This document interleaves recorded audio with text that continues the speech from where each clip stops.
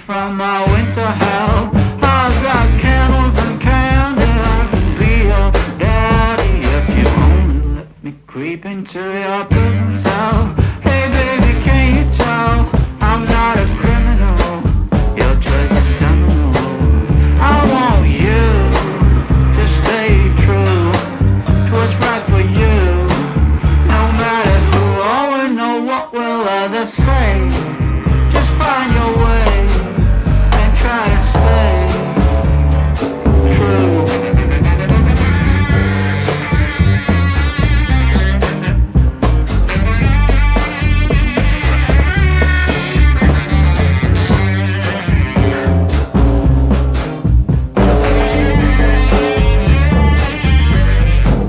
Just speak low, stand in your row. Try not to show this life's a show. Try not to glow. Way down below, oh, it's a lot of woe.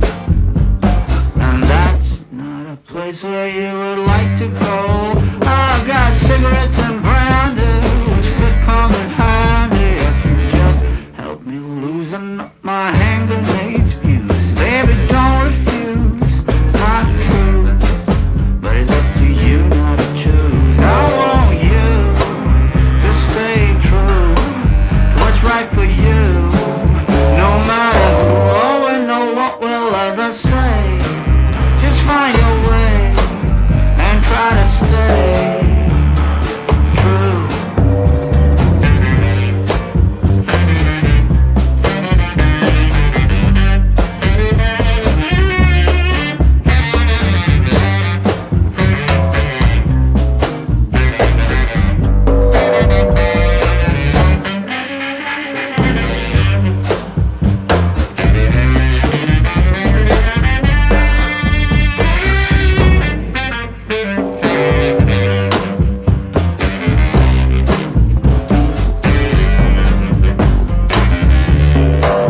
I want you to stay true to what's right for you.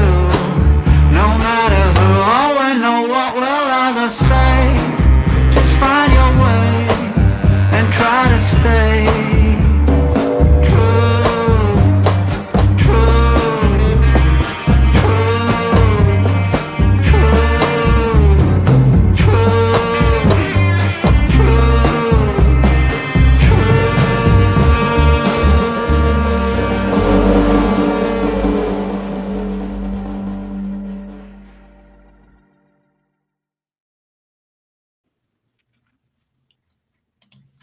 Good morning, everyone. How are you? I hope you guys had a fantastic break. I did. I went through so many withdrawals with respect to the trial. Like it was too much, and I did intend to come live, but then I spent quite a bit of time with my little chicky nuggy pot pie, Esquire, and give me just 1 second. Here we go. And which was really good. I had a really great time with her. We had dinner together, the whole fam. It was great. I have some news regarding little Chicky Nuggy Popeye Esquire. So last Thursday, she had her echocardiogram. We got the results back. Her little heart is very healthy. And initially, she was scheduled for her lung biopsy on June 17th, I believe it was, but they changed it to June 3rd because her rheumatologist is going out of town, and she wants to be in town when she has her procedure. So that is coming up. And we will be, and also, Lori Daybell Esquire, Valo Daybell Esquire her trial's coming, the 2nd or the 3rd, depending on how jury selection goes. And so I'll be covering that at night. So I'll be good and distracted. Now, the only night that I'm not free is that Monday night. that the Monday before her wait, I'm trying to remember. I feel like June 3rd is a Wednesday. And I know that we plan on all going out to dinner before her procedure. So I don't know if we're doing it Monday or if we're doing it Tuesday, but whatever day we decide, I'll let you guys know in the morning. That night I won't be streaming, but I'll figure it out. You know what I mean? Or maybe I will stream and I'll just come late. I don't know. But whatever. I'll be streaming the Karen Reed trial. Also, one other thing I wanted to tell you guys is I've been trying to figure out how to do the second channel, what to do with that. I've decided. I've changed the artwork and all of that. I've changed the name. It's just going to be The Ward. And I'm working currently on taking all of the West Memphis 3 videos and lives, because I forgot I had done lives on it too, and making those into videos in a okay, June 3rd is Tuesday. Thank you, Sissy's mom. So then that Monday, the 2nd, we're gonna I didn't mean to hit my mic. I'm sorry about that if you guys are wearing earbuds. That I'm taking all that content and making it into videos. Now, some of the videos they are already videos. However, there were some audio issues in some of them, just the editing. So it'll be updated with new editing skills, not editing skills from 3 years ago or 4 years ago. So that's what I'm planning to do. And then, all of my long form content will be over there. Also, with respect to the West Memphis 3 stuff and other videos that I do as well, there will be bonus content on Patreon. So from that. So that's what we as in the royal. I'm so fancy. That's what I plan. That's my plan. I'm going to try to upload or premiere each episode on Wednesday. So that's how I plan to do it. So let me say good morning to you guys. Let's see. Mrs. Troy, good morning. Good morning, Julie A. Good morning, Sissy's mom, Jan. Good morning, Melissa. Good morning, Crocheting Bammy. Tess Mack, good morning. Good morning, non-blonde millennial. It's good to see you. I'm so glad you guys are here. And I want to thank you all for praying for my little Chicky Nuggy Pot Pie Esquire. Hello, good morning to the only fan. We have missed you. Now, as I understand it, I believe that the state is supposed to rest their case in chief. I kind of thought that I remembered that it was going to be Tuesday, which is today. Good morning, Sprinkled Donut. Good to see you. Why is it not doing that? Good morning, which is Tuesday. So today is Tuesday, obviously. I thought that I had read somewhere or heard somewhere, who knows? I could have totally made it up in my brain. That they're supposed to rest their case in chief today. And then obviously it's the defense's turn. I'm not exactly sure. Okay, let's just talk about this whole situation. All right. Should they decide to rest today? Let's think about this. Okay. They've put on a good number of witnesses. I mean, that's not the issue, but it's the contents of those witnesses' testimony that that gives me pause, quite frankly.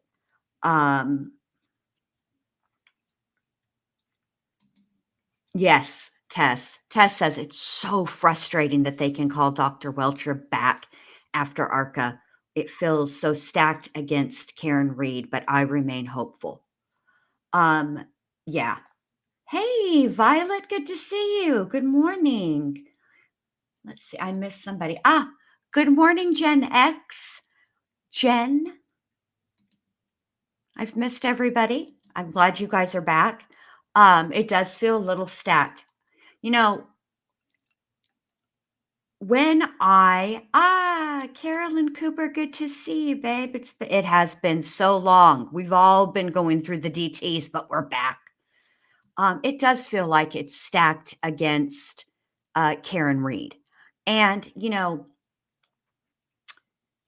I kind of decided to do the rework the episodes on the West Memphis 3 a little bit differently than I had done initially. And because it's been so long since I did an episode or looked at the case file or anything like that, I went back, and this weekend, in between all the other things that I was doing, oh my gosh, I gotta tell you guys before I forget. Um, when I was hanging out with Chicky Nuggy Pot Pie Esquire and the fam, my daughter, my son-in-law, and my husband, I don't remember what I was doing, but I had this sudden inspiration. She loves for me to do her nails. She loves to get her nails done. And since she's no longer biting her nails, she can have the big girl nail polish, real nail polish, right? And so I was thinking about what could I do that would be super cute? So I decided I just had this like burst of inspiration, and I decided that it would be ladybugs. So on her fingers, except for her thumbs, I did a red and then with little black polka dots, and then on her thumbs, there was like almost like a French tip with the red, but the black for the line, and then the little dots. And I did that on her toes too with her big toes. So she had the best time. They turned out so good. I was actually proud of myself because, wow. Yeah.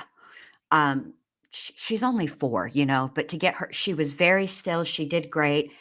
They turned out so, so, so, so, so cute. Okay. But in between doing all of that, I went back and I was revisiting all the Paradise Lost on HBO. And then I did West of Memphis because I was trying to figure out, should I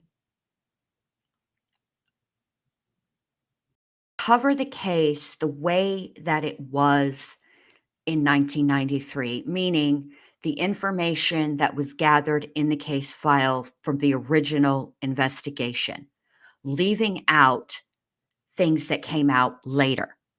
And I thought, you know, no, I don't want to do it that way, but that's beside the point. The bottom line is when I was rewatching those um, um, documentaries, uh, West of Memphis mentions a whole lot more, and they even actually have an interview with one of the jurors about the the trials and the things that they later learned about what the jury the things that the jury was really paying attention to versus the things that they weren't, which always interests me, you guys. It fascinates me. So it makes me wonder, back to this is a super long Miss America comment for really basically what Tess was saying, which is she has hope. I'm very, very curious about what the jury finds, which evidence and testimony the jurors find has the most weight. And even the jury as a whole, and also the individuals. I'm always interested in that. It's really hard to call it, you know? Um, Melissa, let me You are just say something unmuted. really quick about that because, Melissa says, "I did that not long ago after watching the Forgotten 3 of West Memphis on Oxygen." Okay. I take it was called The Forgotten West Memphis 3, and the reason that I remember this so distinctly is because when I saw the title, it incensed me. Now, is it true that among the supporters of the whole movement, collectively known as the West Memphis Three, there are really, kind of two sides. There is the side that basically wanted new trials and for Damien, Jason, and Jesse to be exonerated. There was that side. But there was the other side that wanted new trials, wanted the West Memphis Three to be exonerated, but also wanted the real killer or killers of Chris, Stevie, and Michael to be found. And that segment of the supporters, I think, based on my experience, was far larger than the supporters that only wanted, new trials. I think the supporters that wanted new trials and exoneration, I think that they sort of just thought that that would be the beginning of then finding the real killers. You know what I'm saying? But that's what they were mostly vocal about, is the exoneration. And I felt like when Bob Ruff came up with that title, With Oxygen, it was a slap in the face to the supporters that want the real killers to be found, or killer or killers. And the fact of the matter is, before Bob started his podcast, respective to the West Memphis Three, he was in the Facebook groups. And in those Facebook groups were people like myself and others who had been following this case for decades, who helped him. Now, I didn't help Bob Ruff, but there were people in that group who did, pointed him in the right direction, showed him what he needed, showed him how to access Callahan, really how to make it work for him, what to do if links were broken, etc. And I'm sorry, I have to say this because it just irritates the absolute shit out of me. But that is, in my opinion, just an absolute slap in the face to those supporters, particularly because those supporters are the ones that were still active in those groups, and they're the ones that were still helping. They also pushed out his podcast. They helped get people to his podcast. It just pisses me off. I'm sorry I went on a tangent. Let's have a moment. Everything's perfectly all right now. We're fine. We're all fine here now. Thank you. How are you? All right, I'm fine now. I'm back. I'm going to behave now. All right, so let's do what we came here to do and listen to the trial. All right, let's go. I'm sorry for my rant. Here we go.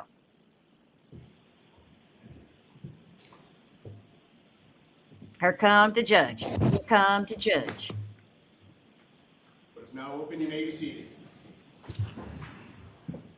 All right, so I was told, counsel, Mr. Lessie, you wanted to see me?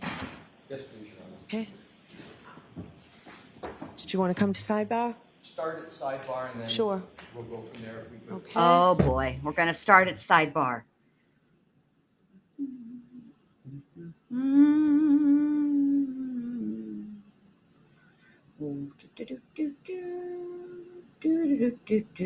You like my hold music? I do. All right, let's just go live. See what's happening. Still at sidebar. So, anyway, let me say hi to everybody who's just joined while I was going off on my whole entire tangent. Good morning, Destination New York. Good to see you. Good morning, Seven Lilies. Oh, I'm going to sneeze. I'm going to hold it. Good morning, Chief. Good to see you. Oh, sorry. Good morning, Lisa Marie. Good to see you. It's good to see everybody. It was an entire tangent, Chief. And listen, for those of you that hung on and stayed with me, let me just say this. Y'all are the real MVPs, and I appreciate y'all so much. Because sometimes my brain, welcome to the inside of Bendy Lou's head. It's a mess, and nobody understands my file system. What did you guys do this weekend? Did you guys do anything particularly interesting or fun or whatever? I'm super excited to hear from you guys. Um, I wanted to talk to you guys about another thing. I do realize that it was National and International Missing Persons Day on Sunday. Okay. And I do intend to do a charity stream benefiting the National Center for Missing and Exploited Children. Um, because you guys know I do like to do my part. And I do feel like we need to, I need to, and I'll be contributing, don't you guys worry, give back, do something to make a difference. And so I will absolutely do that. I just, first of all, I don't know what I should do as far as content for that charity stream. So maybe you guys can give me suggestions. Typically, most people ask for a roast, and I have no problem doing that. Um, I'll do it. I'll do whatever content you guys want, and but it will be this week. So I just need to. I want to see if Allie and Melissa Jade will come with me because um, I remember when I did my very first charity stream. Um, I it was me, Melissa, and Allie, and we roasted Gypsy Rose and her like videos of cooking. Like she had, remember, she had that whole big old cookbook open. To make spaghetti with meatballs. Meanwhile, she used frozen meatballs and and sauce from a jar. Okay, Gypsy, and then took us to her bedroom and proceeded to fold laundry and hang up laundry in the most wrong way possible. Okay. I don't know if those clothes are going to come out wrinkled, number one. And number two, when she was hanging the clothes, everybody knows it's like a law that when you hang up shirts, you look at the hanger and the top of the hanger should look like a question mark to the front of the shirt. And she was doing it all backwards, not putting the hanger up through the bottom of the shirt, but stretching it out over the collar, stretching the collar out over it. It was wrong, wrongity wrong. It was all wrong, but it was so fun. No, Tess, is she? Lord. Tess says, did you see Gypsy is getting dragged for not buckling her baby the correct way in her child's safety seat? I'm not surprised. I am not surprised at all. At all. I just feel like Sissy's mom, you can contribute by just being there, babe. Thank you, Tess. But I had so much I had so much fun with Allie and MJ. So I need to reach out to the girls um and work something out with that. I do too, Melissa. So here's the deal. When I was 17, right before I turned, like, yeah, I guess I was about 17 and a half. I worked at a store called 5, 7, and 9. You can't even find that anymore. But that's the size clothes that they used to carry. Actually, they carried 0, 1, and 3 too. But obviously they could. That was too many numbers for a sign, so they just were 5, 7, and 9. And that's where I learned how to, you know, fold clothes for merchandising purposes, obviously, and then also hang the clothes. And so, yeah, now I can't do it any other way. I don't know, Seven Lilies. I need to get with the girls and see if they're even willing to participate with me. And I know that Melissa and Allie are very, very busy and they got their own things in their own channels. So, like, I just wanted to see if I wanted to reach out to them first and see if they would. And then go from there. But it will be this week. So don't you guys worry. I'd like to do it obviously at night, but before um, Lori Vallow Daybell Esquire, her trial, because I'm going to be covering that at night. So yeah. Ooh, is it? Maybe I should do it Friday.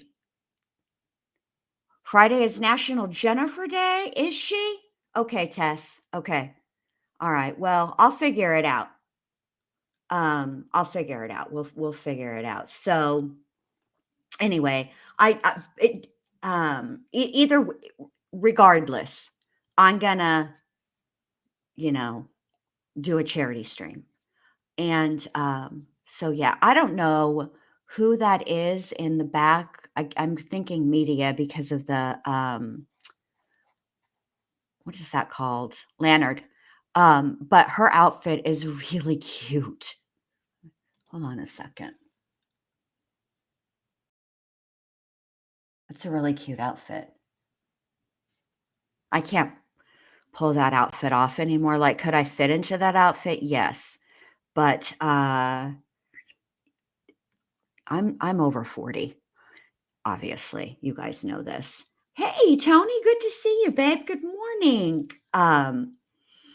And some of the outfits that just because I can fit in it don't mean, you know what I mean? It's not age appropriate anymore, So I have to keep that in mind because, like, mentally, I feel 12, 13 on a bad day. No, just kidding.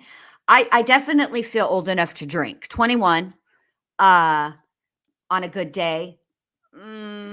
Yeah, so I don't feel 48. In fact, this weekend, I was in the bathroom with my daughter while we were giving Chicky Nuggy Pup Pie her bath, and we were talking about it, and she was like, old.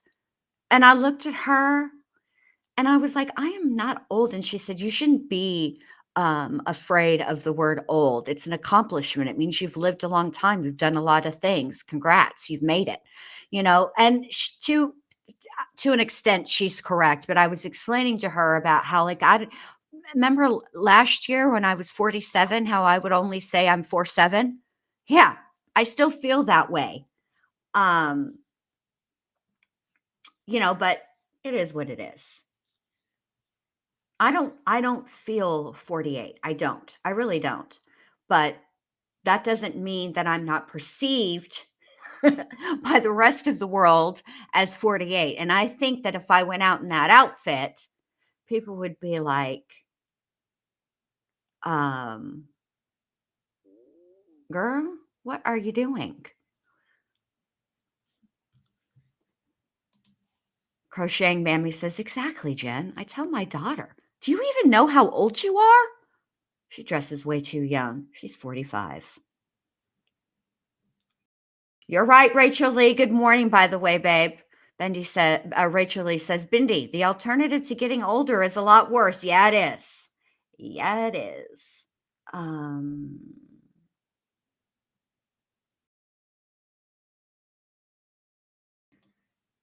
Yeah.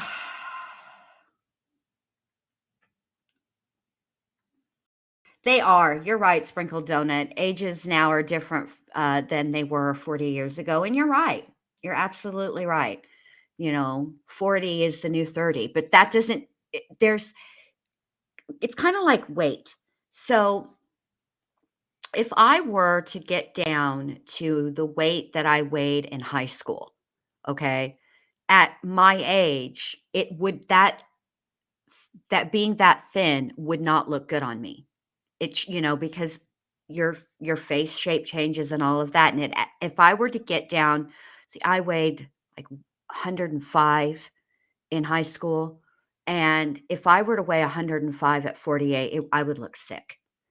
So, oh, Sissy's on Jen's lap. So sweet. So yeah. it's one of those things. It's one of those things. So I'm just I'm super anxious for this lung biopsy to be over and done with, and I just once that part of it is over, I really mainly worry because she doesn't do well with anesthesia. Like like I, okay, so her mom had to go under anesthesia one time. She had a lymph node removed in her groin. And when she woke up from her anesthesia, she was, sleepy and sweet. Okay. And I've never witnessed Chicky Nuggy being awake from anesthesia or waking up from being under anesthesia. But my daughter says she's like the Hulk. She's ready to smash. She's mad. Um, yeah. So I'm nervous for that. And I'm nervous because the whole reason they're doing a lung biopsy is because her lungs are compromised. And I know that she's going to be intubated, but it just makes me nervous. So I'm glad that we're going to take her out to dinner and have so much fun with her. You Crocheting Bammy says, has anyone heard the way these 10 to 18-year-olds talk? I can't even understand a word. I can't understand a word they say. Skibbity, skibbity paps. I can understand it. I can understand it. I can understand it. Come on, let's get this show on the road. I'm so curious about what's going on over here at the sidebar. I'm very, very curious.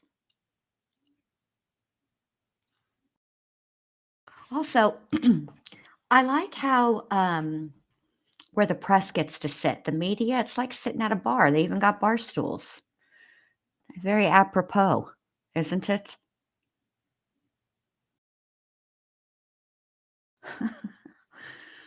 Oh boy. I've been under anesthesia more times than I care to admit. I had my tonsils out, well, actually twice, I guess. I had my tonsils out and then I had my back surgery. Um, and then I had the kiddos, but those were with my oldest son was an epidural, but because they were going to try to get me to deliver, but I couldn't because so I ended up having C-sections, and then I had spinal blocks with the other three. But I would say that I do all right under anesthesia. I'm fine. Yeah. Did you guys see hey Medusa, good morning. So I you can so okay, YouTube allows creators who have 10,000 subscribers or more to do a fundraiser stream. And the fundraiser that or the charity that I want it to go to is the National Center for Missing and Exploited Children. So, Nick Mack, when you do a fundraiser through YouTube, the creator does not touch any of the funds. It all goes through YouTube. You donate, and YouTube donates it to the charity. So it's a great way to raise money for great charities. The first one I did for St. Jude's. And I did it for St. Jude's because the research, they help so many children and families. And the research that they do and have done in the past has benefited my little Chicky Nuggy Pot Pie Esquire. They do a great deal of different types of research. It's not just cancer. So some of the research that they have done has benefited Livy. And so my very first charity stream I wanted to do, hey, Neat Noodle, good to see you, babe, was for them. So yeah, this next charity stream will be for NCMEC, which is a really great charity. It's very, very, I mean, it's a worthy cause. And I definitely want to, I want to, give back. I think that's important. So I wonder what they're talking about over at the Sidebar, because I think Mr. Alessi is, I'm curious. I'm just really curious. I don't know who the state intends to call this morning, because I feel like when we left off Wednesday, the forensic technician was done. Oh, wow, Medusa. Oh, that's so sad. But I'm glad that St. Jude took care of him. The other charity that I would really like, I need to go and look at Cook's Children's website and see, like, what, if they have their own separate charity, or because good, Melissa, or Medusa, I'm sorry, good. I'm glad they belong in prison. But I want to see if they have,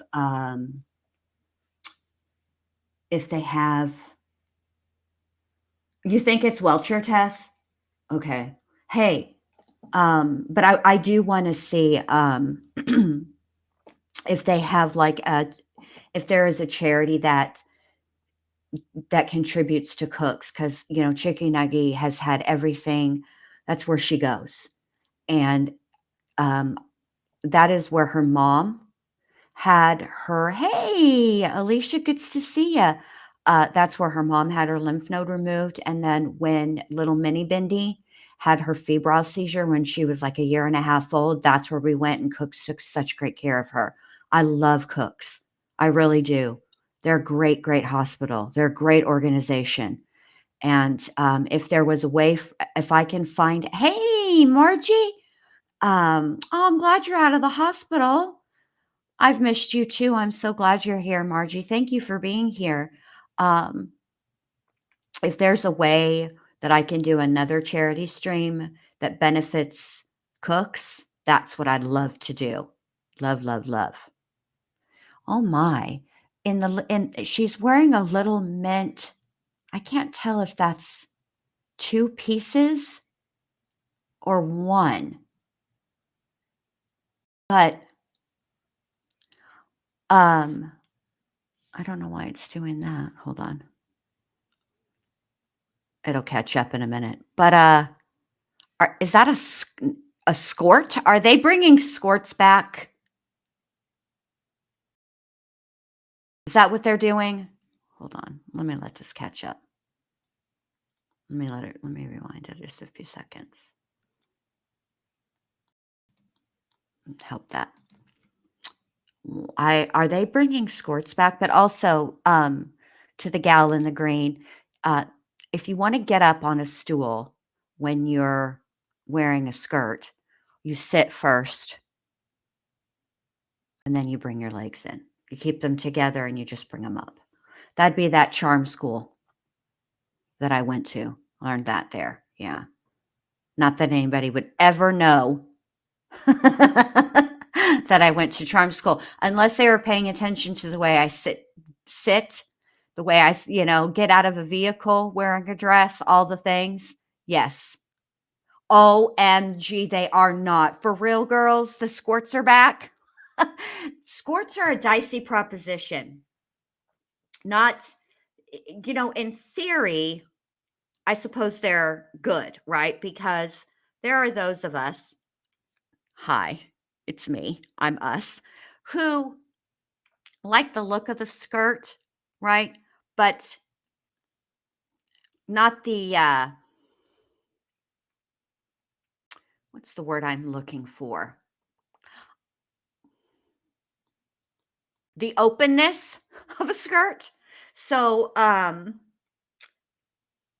it's putting those two together where from the front you look like you're wearing a skirt, but from the back, you feel and you know in your mind as you're wearing them that should you have a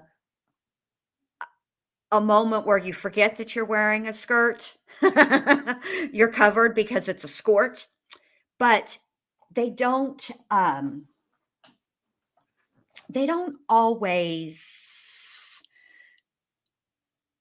they don't always they're not flattering. Some of the cuts of a skirt, you have to be careful. Some of the way that the skirts are cut is not flattering. So, yeah. But you can, yes, Rachel, and obviously for your girl, you can YOLO in a skirt. Absolutely.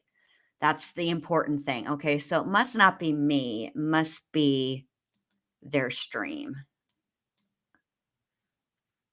Let's see.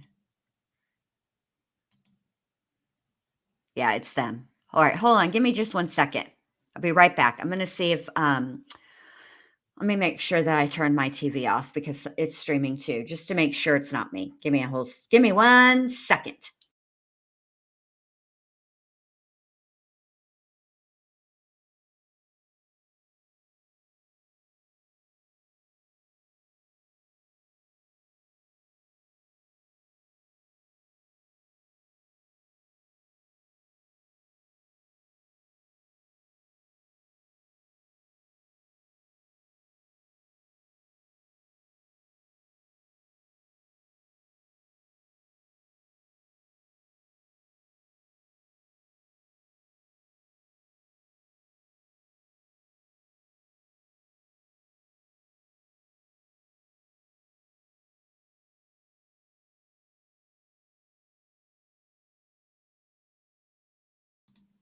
All right. It's a good thing that I went in there and checked because when I went in there to check, lo and behold, the closet light was on for no reason. Nobody's in there. And also,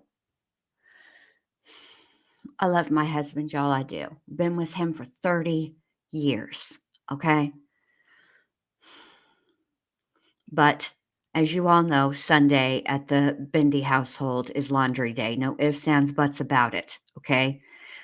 So I brought the clothes hamper out of the closet to sort the laundry and neglected to put it back in the spot. So even though where I put it and where it currently is sitting is less than 2 feet away from the front of the closet door, like the opening of the door, okay? Do y'all know that my husband put his dirty clothes in the spot where the hamper was before? Listen.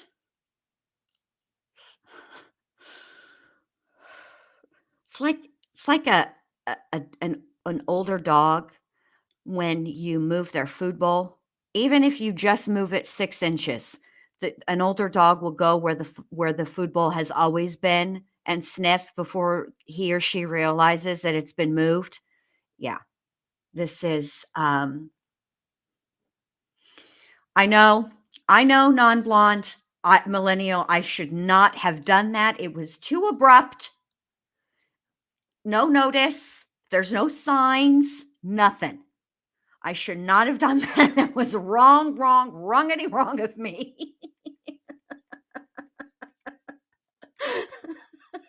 And the thing of it is, I've been with him for 30 years. So it's really on me. I should have known.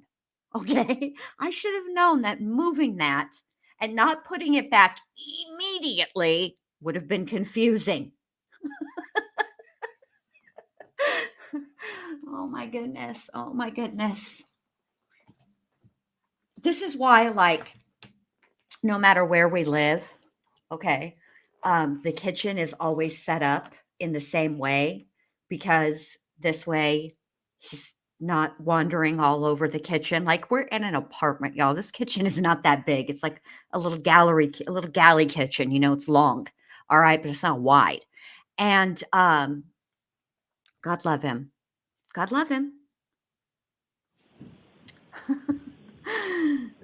The first few days, watching him try to figure out where things are in that kitchen, even though I'm not even joking with you guys. I've set up the kitchen the same way every time. First of all, because that's the way a kitchen should be set up. Number one, let's start there. Okay. And but more importantly, it's been the same way for 30 years. Okay. Still can't. Oh, I love him so much. I just love him so much. I just love him so much. And I can't even be like, I'm not even mad at him, and I wouldn't be mad at him because, well, now they got to go and fetch the jury, Tess, because he hung all of my pictures and decorations this weekend. And I've had this for years and years and years. I have this framed stained glass of a butterfly that I absolutely love. And I like to have it, ideally, I like to have it in the kitchen. We do have a kitchen window, but it's really narrow. And he was like, I don't know, babe. I don't know if it's going to work, but I'm going to try. And he made it work. And it's my favorite thing. Butterflies are my favorite. Butterflies and ladybugs. Those are my two favorite things.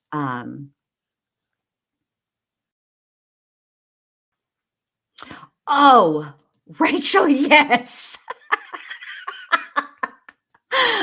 Bindi, I was watching one of your lives a while back, and out of nowhere, you were telling your husband that you haven't had a toaster for 4 years. We haven't had a toaster oven for like 4 years. We've had a toaster, but we do not have a toaster oven. I do not know where that man has been, why he thought we had a toaster oven, but we have not had a toaster oven for 4 years. And all of a sudden, and let me just tell you this, when we did have a toaster oven, do you know who didn't use the toaster oven? That man. And then all of a sudden, out of nowhere, let me do it correctly, 4 years later, the homeboy wants where's the toaster oven? Like, all of a sudden, you want a toaster oven that you've never even used, that was taking up valuable kitchen space. Yeah. He was looking for it, and I don't even know what he was looking for it for. I don't know what he was trying to put in a toaster oven, and to be honest with you, I'm a little now I remember when it happened at the time, I was curious, and I'm pretty sure after the live ended, I asked him, What are you looking for the toaster oven for?" I'm pretty sure that I asked him, but I don't remember what he said. Oh yeah, I still use my toaster. Like, I need my toaster for bagels. Okay? Let me just be clear.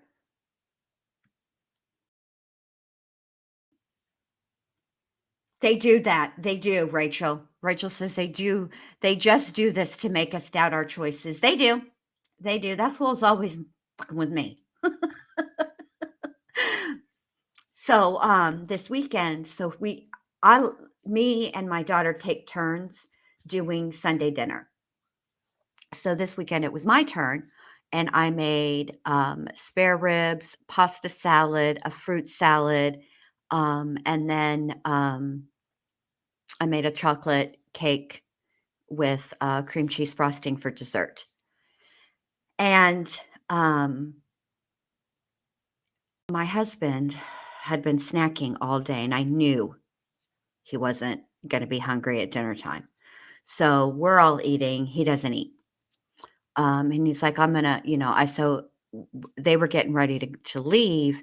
And, inevitably, Livy is always like, Granny, will you come with me to my home? So I said, yes, of course.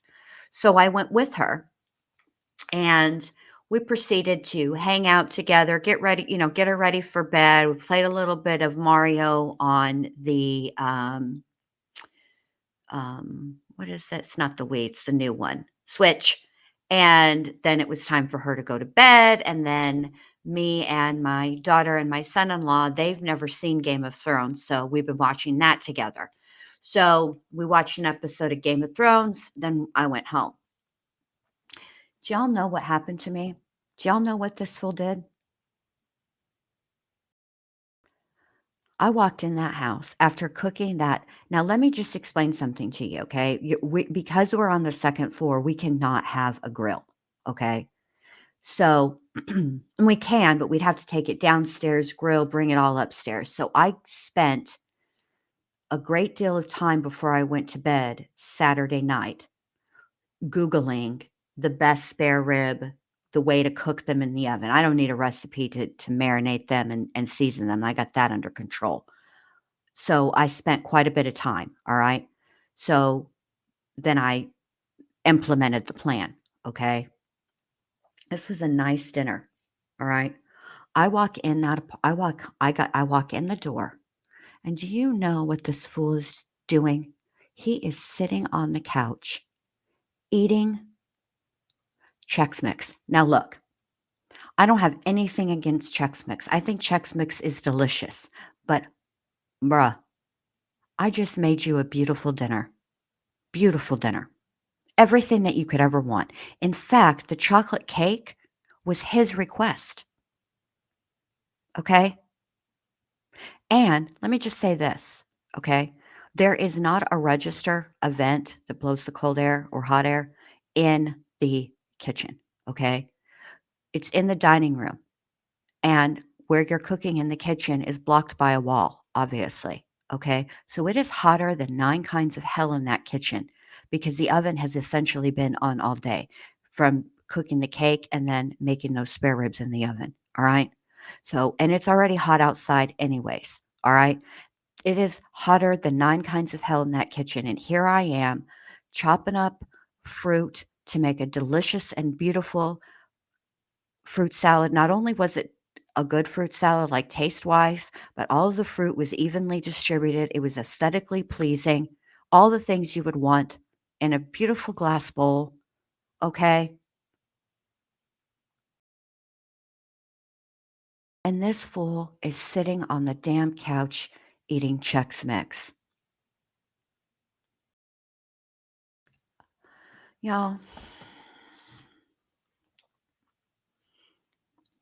all I could do was just look at him. I just stood there and stared at him for like 5 minutes, and he's like, "What?" And I just shook my head and walked away because I knew. I knew. It's not intentional. He didn't think about it. You know what I mean? And then I went outside, I smoked a cigarette, and I came back in and I said, "You know, babe, I made you a beautiful dinner. And here you are eating Chex Mix. You're eating like your parents are out of town for the weekend and you don't want to cook anything because you don't want to clean up the kitchen. So you're just eating snack of snacks." Now, y'all know I ain't got nothing against snack of snacks. Snacks are my favorite. I live for snacks. I eat like my parents are going out of town, like my parents have been out of town for the weekend. Okay? I do. I'm always snacking. I would much rather snack than sit down and have a whole meal. But Sunday dinners are sacred. Drives me nuts. It's a good thing he's cute. Listen, Rachel, I thought about it. I'm not even going to lie. There was another time when he betrayed me very badly as well, okay? Now, I don't know how many of you guys know this. I don't know. Why are we on a 30-minute damn ass recess? We've been on a 5-day recess. I'm sorry, I'm getting yelly again. All right. So, I don't know how many of you guys know this, but back in the day, and I haven't been to one in a while or seen this in a while, so I don't know how true this is anymore. But back in the day, like in the early 2000s, okay, the Home Depot in Arlington, Texas had a hot dog stand out in front of it. And I don't know what they did to those hot dogs. I don't care what they did to those hot dogs. The fact of the matter is those hot dogs tasted like they were made by the angels themselves. Okay? Delicious. This fool went and had a Home Depot hot dog behind my back. Behind my back. And do you know what got him caught? He put the receipt for the Home Depot hot dog in the Home Depot bag. And when I was taking the things that he had bought for me out of the Home Depot bag, the Home Depot hot dog receipt was there. Grounds for divorce. And I told that man then, I could take this evidence, this receipt, to any judge in the United States of America, and they would grant me a divorce and alimony from now until the end of time. Plus a little extra for the mental anguish and the level of betrayal by you eating a Home Depot hot dog without me. Now, I would imagine that since then, he's probably eaten many Home Depot hot dogs without me. However, I don't know about them because I've never found the evidence again. He did learn from his mistake. Just behind my back. It's just terrible. Terrible. Terrible. Do you know what else he did when we first moved here? Not when we first moved here. After a while. It was whenever he started being able to work without riding along with somebody. Taco Casa. All right. Let me just say this. Taco Casa's tea, their sweet tea, is delicious. And I like their nachos. Okay. He went and ate Taco Casa without me as well. And I was like, when I saw him eating those Chex Mix, and I said to him, this is why I don't fuck with you. Okay? Because look what you do. I leave you unsupervised. This is like, and this is the Home Depot hot dog all over again.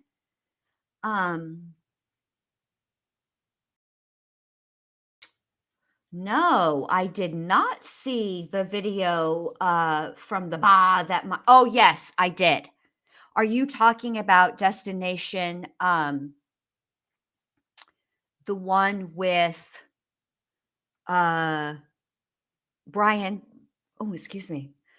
Higgins, Chris Albert, and they're motioning, Brian Higgins is motioning John O'Keefe over to him? Hey, Pointer Lover. Good to see you, babe.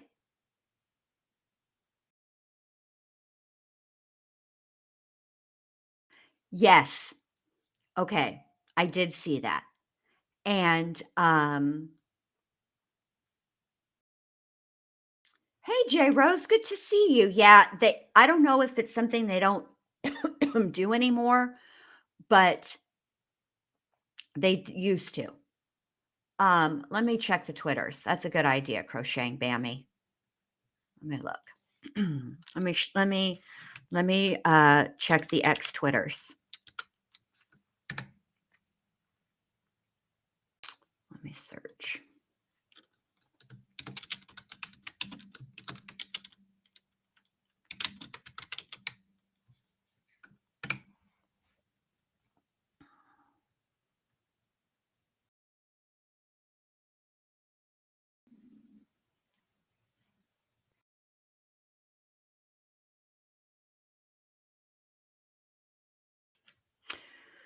Let's see.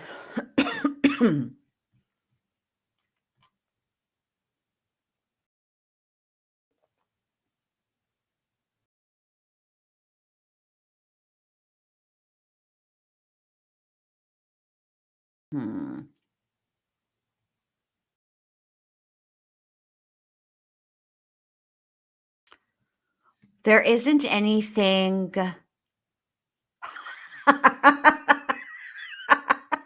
There isn't anything like that. other than to say what's going on, but nobody knows. But there is a tweet that reads, "By the time this morning's sidebar ends, Shannon 1N Burgess will have the 1N I added will have completed his bachelor's degree." Oh my God, I'm done. Oh boy. Oh boy. Oh boy. Oh boy. Yeah, it's just sidebar. Yeah, there's no news about what it could possibly be. Let me look. Tess has sent me something. Let's go see what Tess sent me. Let me look.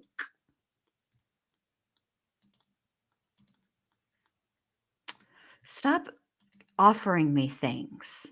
Okay. Now comes defendant Karen Reed's supplemental list of prospective witnesses. Now comes the defendant Karen Reed, Miss Reed, in the above caption matter and provides the following supplemental list of witnesses the defendant intends to call at trial for the sole purpose of authenticating records. Matthew Coleman, Michael Pierico, Nicholas White, Jonathan Diamandis.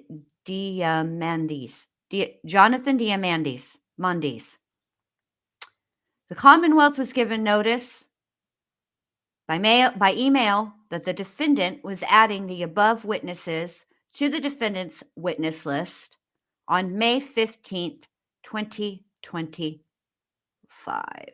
So perhaps that's what they're talking about. All they're doing is authenticating records. Oh, Pointer Lover, thank you. That's so sweet of you. Thank you for your own Home Depot hot dogs. Thank you. Thank you so much. And let me just tell you this. This is how I felt after the Home Depot hot dog debacle. There were two things. I'm so tired of you. And then when he tried to argue, No, you shut up! Don't talk to me! Don't talk to me, criminal! that's how I felt.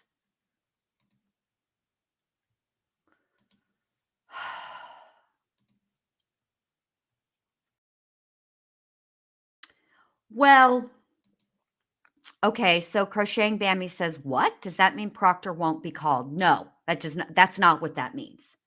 What that means is there are some records that the state defense intends to introduce. And the only way they can do that is if they are, hold on a second, if they are authenticating these records. So that does not mean that Proctor will not be called. That means that it's going to be quite quick.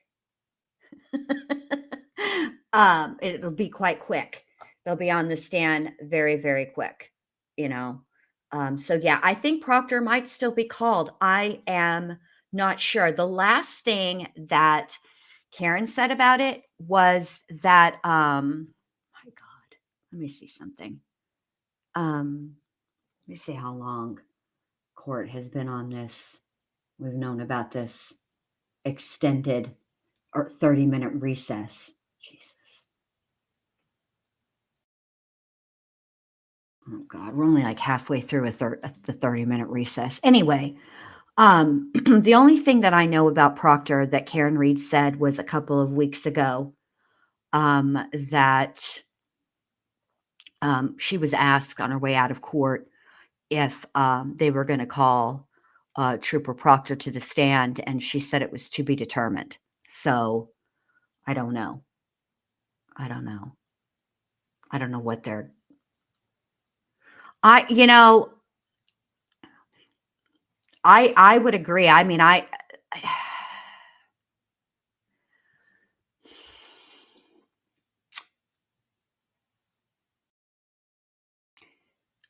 think that they've made their point.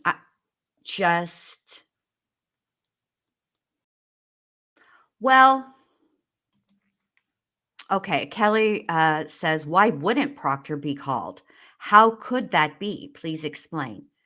Well, okay. So you could look at it like this. In terms of what the state has put on thus far and how um, essentially their direct testimony was dismantled and obliterated on cross, okay, is calling Proctor, would it get lost on the jury? And also you have to weigh what you intend to elicit from his testimony, okay? And how many times during that testimony the state is or the Commonwealth is going to object, and then of those objections, how many will Judge Bev sustain, which then means that those objections that are raised and sustained, the jury is not to consider those, okay? So how much, as a defense attorney, you got to weigh how much of an impact Proctor's testimony will have on a jury, okay? How much weight will they give the jury? And remember, they do have a former juror from the first trial. And so perhaps what they're weighing is is their time, because you know how Judge Bev gets best served by calling other witnesses. Is Proctor really necessary? And this too, what Neat is saying. Neat says, in my opinion, Proctor is a gamble. He could leave the jury with more questions. Yes. And see, Proctor is a gamble in that, in my opinion, in that you know that the state is going to be objecting left and right. Okay. And you know that there's a good chance that a large percentage of those objections will be sustained by Judge Bev, okay? And which means, again, like they're not allowed to consider that testimony. So I feel like, hold on a second.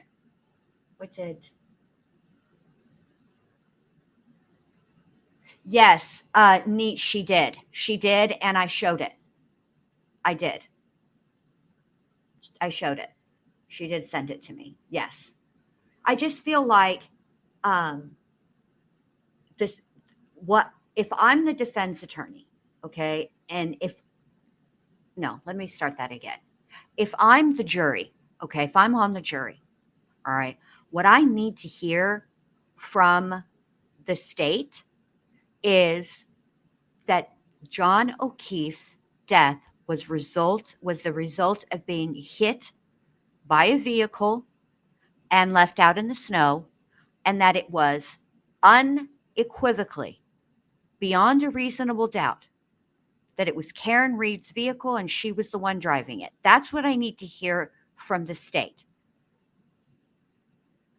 If I am on the jury from the defense, that's what I'm going to be keenly interested in, okay, is them opening the door to reasonable doubt.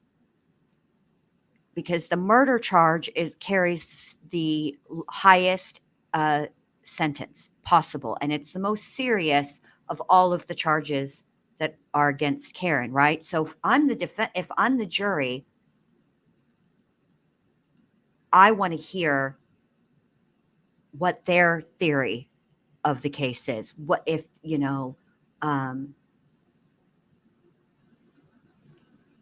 all the things. So it is on the judge.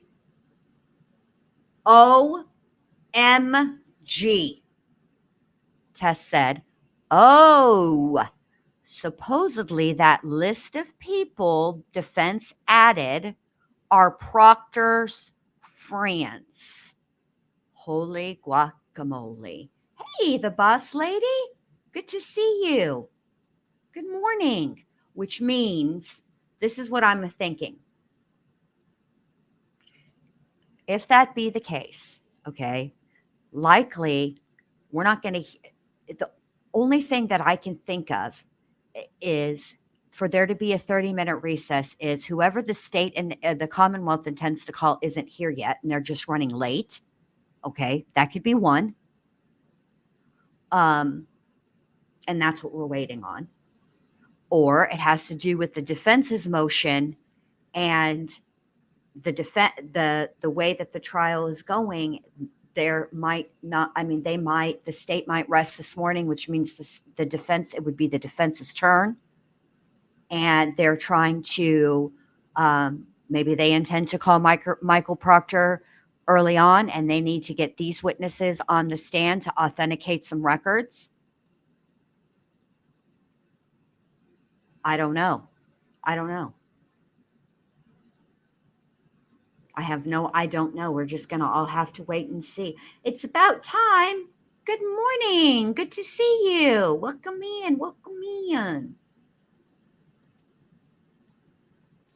In a minute, I'm going to need a sentimental. Feeling fussy, walking in my Balenciagas is trying to bring out the fabulous. It's about damn time. I mean, Tess, I kind of think, are you talking about the texts that were even worse than the texts that have already come in through Buchanan? Those texts? Or are we talking about the texts between Proctor and one of the Alberts about gifts and that they should be sent to his wife? Those texts? Which texts? Whose texts? All the texts. The see you next Tuesday texts. I gotcha.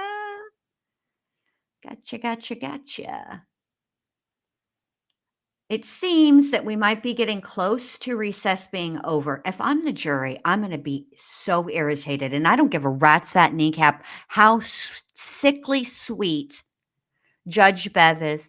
You know, Joe Rose, as I told you, and sometimes we have to work things out. Blah, blah, blah, blah, blah. We're right on schedule, though.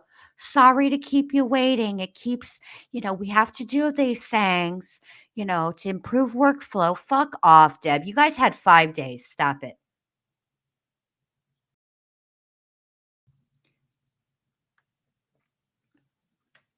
Oh, wow. Okay, cool.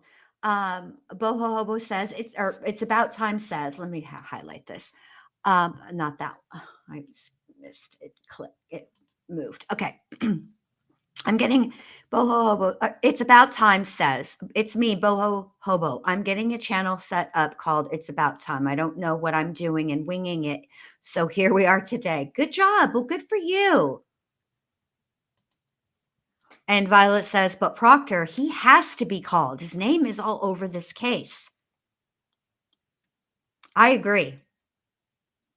I want to see. Okay. I want to see Proctor called by the defense because I'm curious about how that's going to go, how that testimony is going to go. I'm curious about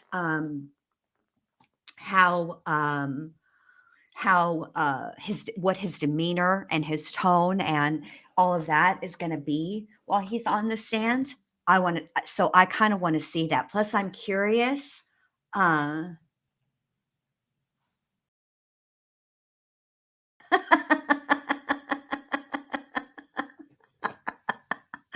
Oh my God. Did I say Deb? I meant Bev. Did I say that? Oh, that seems pretty on brand for me to say some random person. F off, Deb. But I meant Bev. I'm curious about how it's going to be on the stand. Speaking of Cape Cod. Did you guys see on Defense Diaries that somebody had, it was on their community, I think, that someone had shared pictures of old Jen McCabe out in public shopping? Yeah, looking extremely uncomfortable.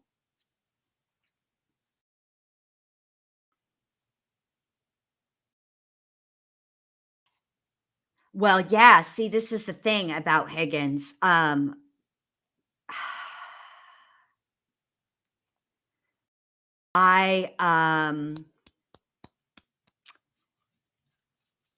if I'm on the jury,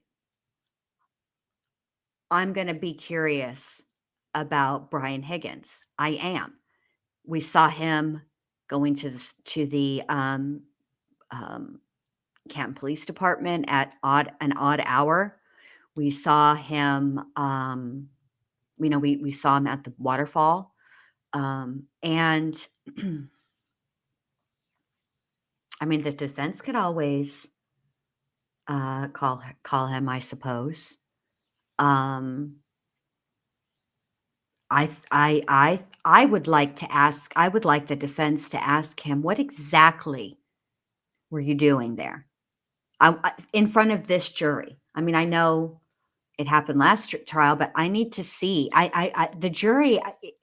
There are the Commonwealth deciding not to call some of the more problematic witnesses for their case. I think was a risky maneuver. I think that, especially during a second trial, and here's why. During the second trial, just by virtue of watching the first trial, you have an idea of where the defense is going. Okay, they don't. So there's that, and you also know that you can't.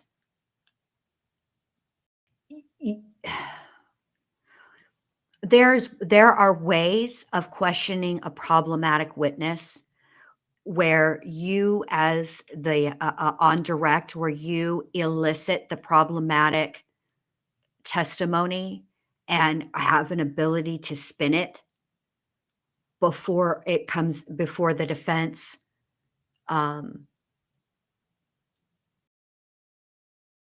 instead of it coming out on cross-examination, like Shannon 1N Burgess. Okay.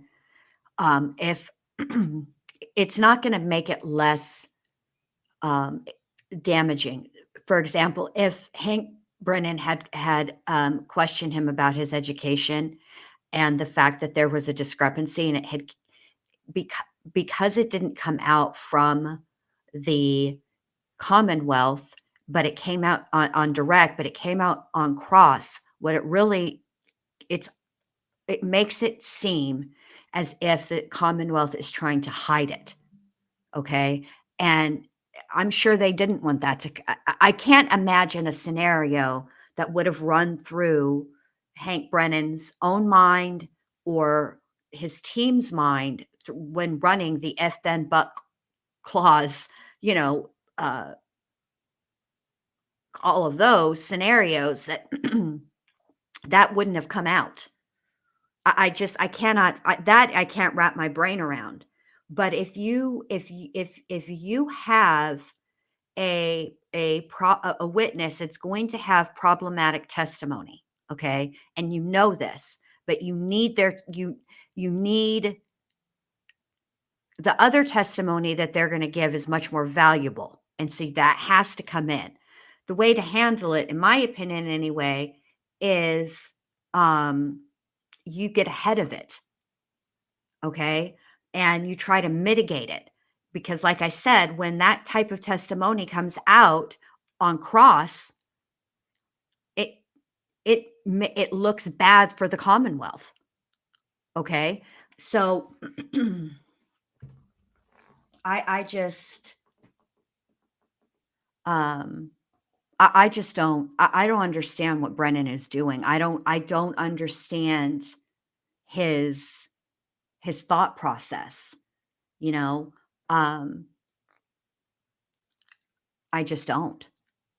I do not understand it. I don't know. I don't understand what he's thinking. I don't understand I don't know another way to put it, but I don't understand the plays that he's calling. They do not make sense. You know, I don't get it. I don't understand how he cannot look back at the way that the trial has gone thus far and sit back objectively and try to do some level of damage control. I don't understand how he can sit back and look at it objectively You are unmuted. and think that the state has proven their case. All right, finally. All right. I was told Oh counsel my wanted God. to see it sidebar again. Court is now open. You may be seated.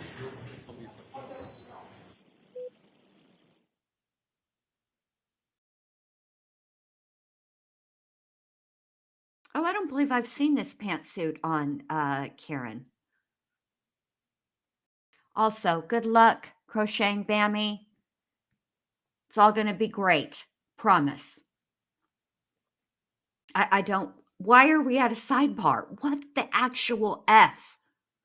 People.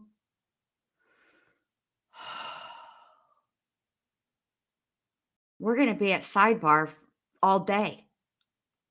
We're going to be at the sidebar from now until the end of time. Look who's not at sidebar, though, Mr. Jackson. Speaking of, when I was working on that, when I was working on my videos this weekend, I was listening to music in the background, and I have it where it's a mix of just all manner of music. And I'm sorry, Miss Jackson. Ooh, I am for real. Never meant to make your daughter cry. I apologize 1,000,000,000 times. Came on and I thought of Mr. Jackson. I thought of Mr. Alan Jackson. I am for real. He's just like, I'm sitting this one out. I've had enough. I ain't talking to you, Biv. I've got nothing to say to you.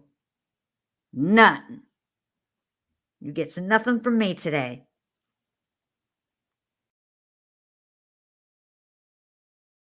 Me too, Tess. Me too. Oh my goodness. Don't cheat. I haven't had allergies in a really long time. I didn't have them at all when we lived in Florida, but now that I'm back home, I do have them. I don't even know when that song came out, so I can't tell. Tell me what year I can't remember. So tell me what year that song came out, and I'll tell you what grade I was in.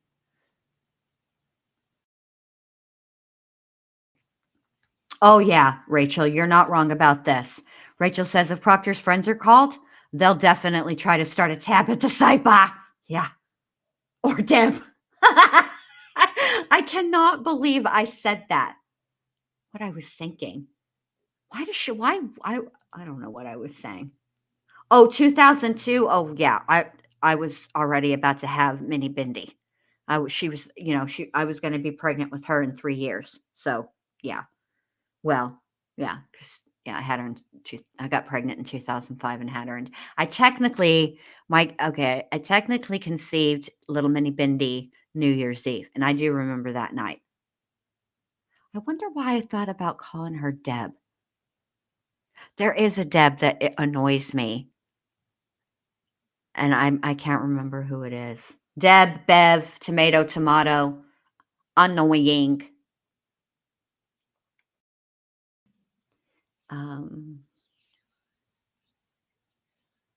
No, my first name ain't Baby. It's Janet. Miss Jackson, if you're nasty. Ooh. Oh, my goodness. I probably did say Deb, Tony. Who knows what flies out of this mouth? Y'all know I don't try to, I have no control. There's no buffer. It just, oh, that's what it is. Deb. That's the Deb. Explains it all. It's about time, because I've been thinking about that as well. I've been pondering that. Why, when the ruling is going to come out, what the ruling is going to be, all the things.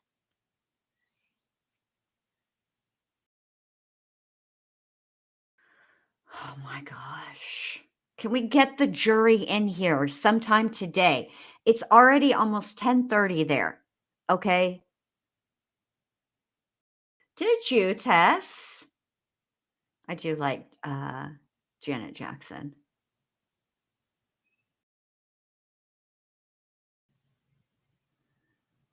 I was older than 2, Tony. I'm going to leave it there. Okay.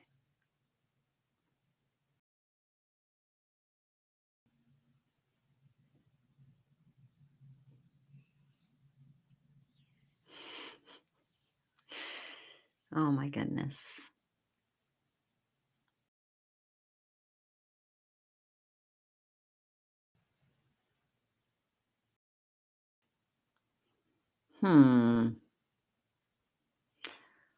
The sidebar is going to last for 400 years. Okay, I see people making their way back to the table. Let's see what's going to happen. Oh, I like how Miss Little did her hair. That's really a cute updo. I like that little clip.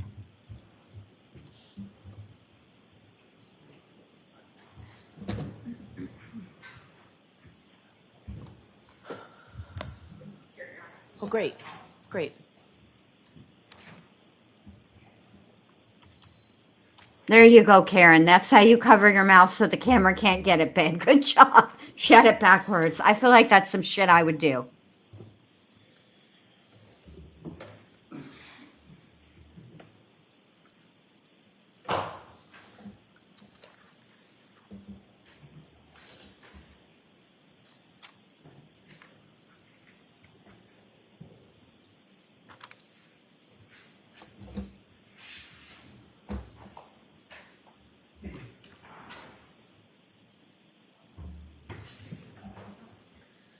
Looks like Brennan's workspace has improved. It's a little neater. Maybe he listened to me. You solemnly swear the evidence you give to the court in case now and hearing should be truth, the whole truth, and nothing but the truth, so help you God. Yes, sir. You're welcome. Good morning, Your Good Honor. morning, sir. All right. Let's listen. So we're going to have a short voir dire. Yes, ma'am. Okay, so Mr. Lessie? Thank you, Your Honor.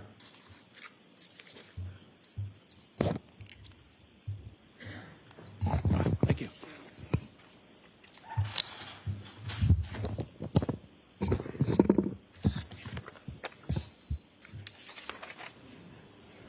Morning, Dr. Welcher.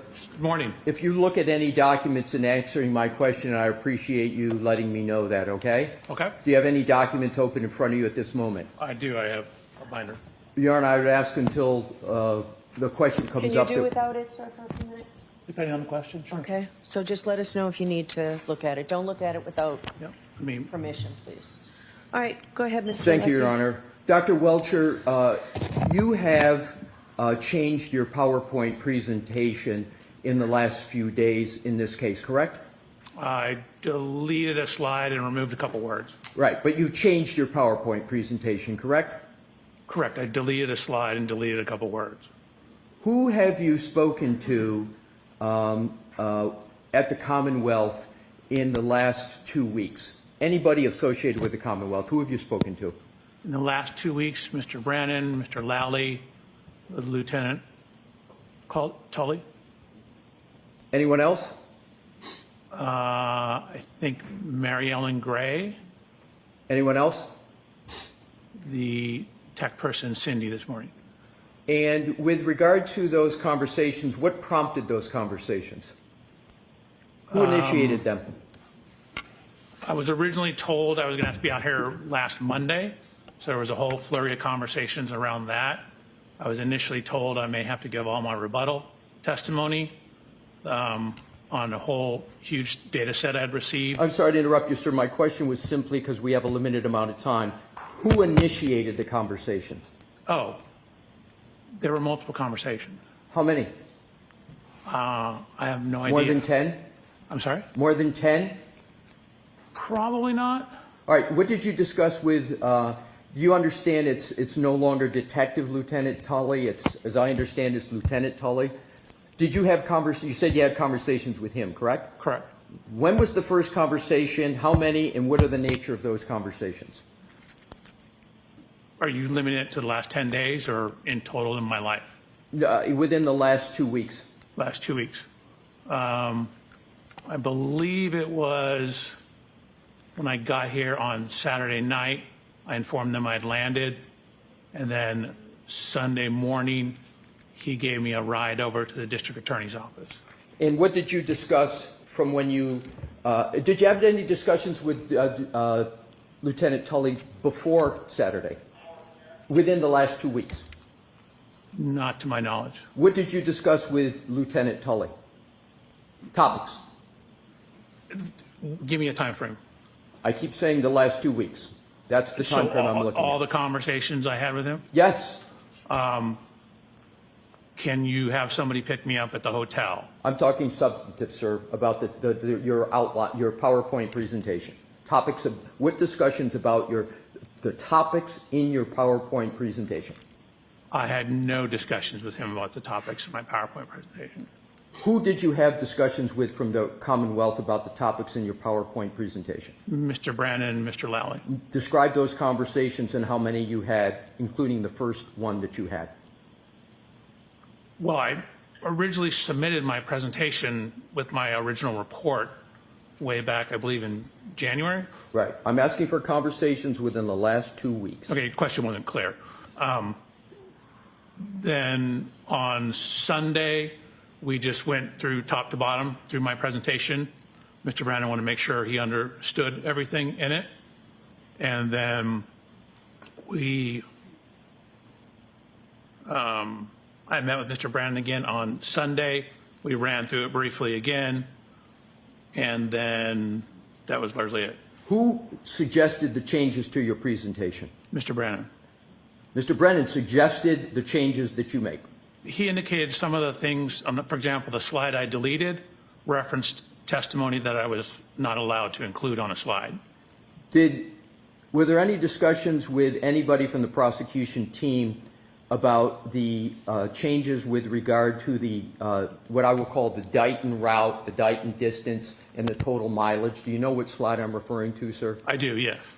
Who initiated the discussion on the changes to that slide? So that slide was changed, I don't know, probably 8 or 10 days ago. Oh, it was changed 8 or 10 days ago. Correct. Were there any changes made from 8 or 10 days ago to what's now in your presentation? Not beyond what we talked about. Oh, okay. So 10 days ago, those changes were made. 8 to 10 days ago. I could actually probably figure out exactly when, if you like. Now my next questions go to Mr. Burgess. Mr. Burgess is a colleague of yours at Aperture, correct? Correct. Are you aware of issues relating to the accuracy or inaccuracy of his CV? Unfortunately, I've been bombarded with emails that have referenced that. I've seen it. I have not read them. You've been bombarded with them, but you have, and you say unfortunately, but you have not read any of them? None? Maybe 1 or 2 lines. For example, they come in, they're looking like legitimate business emails. And then I pull it up as a business email. I'm like, okay, I'm not supposed to do this. Court said I can't look at this. Now, I want to go back to your slide presentation. I understand that you intend, subject to our objections at the court's ruling, you intend to present testimony with regard to your PowerPoint where you are going to elaborate on your 1231-38 to 1231-43, trigger 1162-2, and you're going to add to what has been in your presentation a verbal discussion with regard to Mr. Burgess's change that he made in his May 8th report with regard to the variance time window. Do I have that correct? No, you don't. It's not based upon a verbal discussion. It's based upon his report. Okay, so you're going to make, you propose, what you're intending to do is you want to add the change from Mr. Burgess's May 8th report to what you're going to testify to on your PowerPoint. Do I have that correct? That is correct. And the only reason you're going to testify with regard to altering the 1231-38 to 1231-43 window is because of what Mr. Burgess has done on May 8th. Is that correct?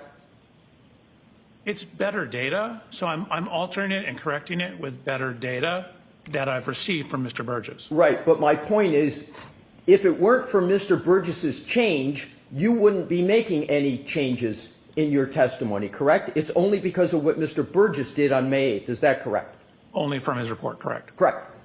So, and you understand, sir, that that change has significant effects on the very issues in this case with regard to the timeline and the collision you allege occurred, and comparing it to human volitional conduct of Mr. O'Keefe with regard to his manipulation of the phone. You understand the consequences of that change, do you, sir?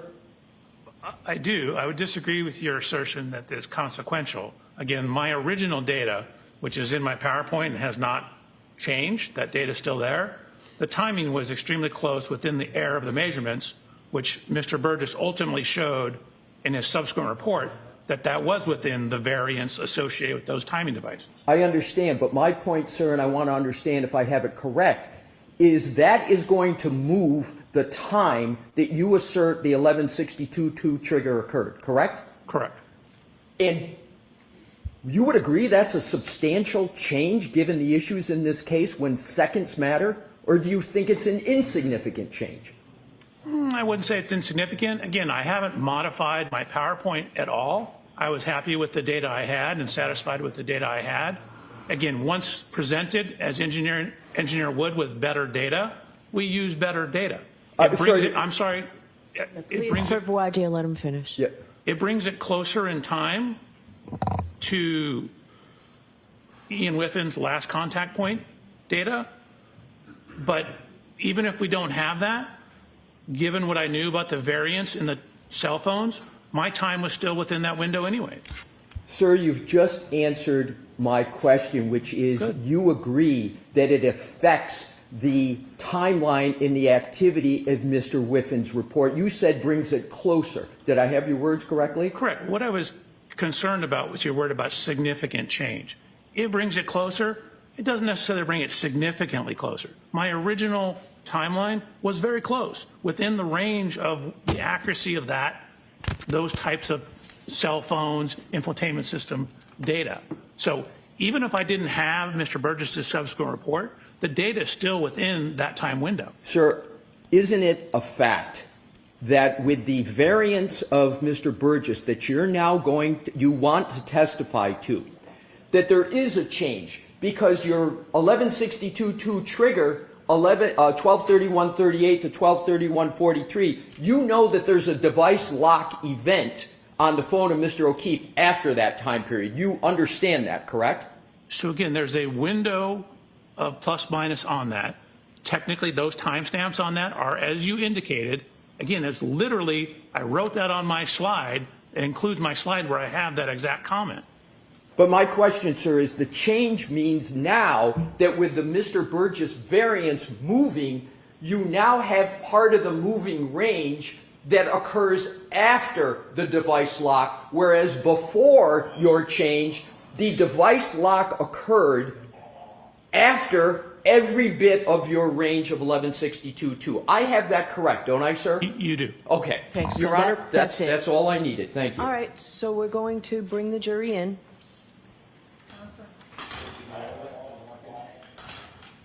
Are they outside the door? Awesome. You may as well stay right there. Thank you. Okay?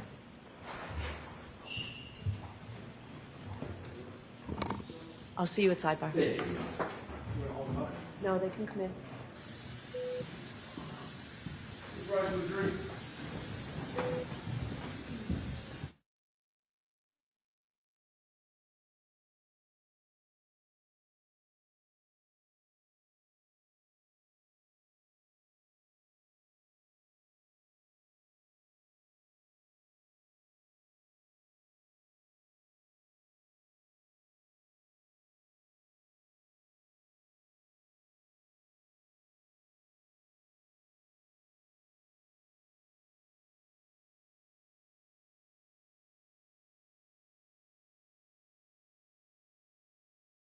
All right, sorry, you guys. Okay, this infuriates me. Okay, and knowing this makes so much sense in the context of the way that Brennan questioned the experts from ARCA. Okay, basically accusing them and the defense of dirty pool, dirty tactics, not playing fairly, doing shady business because he's doing shady business. Absolute ridiculousness. Is there anything in your head, Mr. Brennan, that tells you that you were going to be able to get away with this, that this defense team, particularly Mr. Alessi, whose attention to detail is, in my opinion, beyond reproach. This man pays attention to every I, every period, every T that's crossed, every detail. I cannot believe that you thought you were going to get away with this. The coffee and donuts. Shut up, Bev. Probably a hint that we were taking longer than. Give me a break. You brought them coffee and donuts. Let me tell you something. If you wasted my time, you better bring me more than coffee, donuts, and some muffins. You better take your butt to Buc-ee's and bring me some cherry sours. And even then, you're probably not going to win me over. I'll just be slightly less irritated, like by 1%. That's it. That's all. God, this irritates me. I'm sorry, you guys. Here we go. What we ordinarily would do. I do appreciate your patience. So I have to ask you those questions. Were you all able to follow the instructions and refrain from discussing this case with anyone since we met last week? Yes. Everyone said yes or nodded affirmatively. Were you also able to follow the instructions and refrain from doing any independent research or investigation into this case? Everyone said yes. You should probably ask Brennan that. Did anyone happen to see, hear, or read anything about this case since we left here last week? No. Thank you. With that, Mr. Brennan? Thank you, Your Honor. Hold on a minute. Let me just say this. Judge Bev, okay, I know that you like to be nice to the jury in the morning. Let me just say this. If you want the jury to have a good impression of you, I don't even know why, if you care, you clearly don't care because the rest of the day, you're a jerk. You're rude. You interrupt. You got no couth. Maybe you should just be you. The jury's going to think about you whatever they think about you. Because it only comes across more disingenuous when you start out the beginning being super sweet and then you act like a donkey's ass the rest of the day. Shut up. Sir, can I just stand and raise your right hand? Yes, sir. Do you solemnly swear the evidence you give to the court and jury the case now here is the truth, the whole truth, and nothing but the truth, so help you God? Yes, sir. Thank you. You're welcome.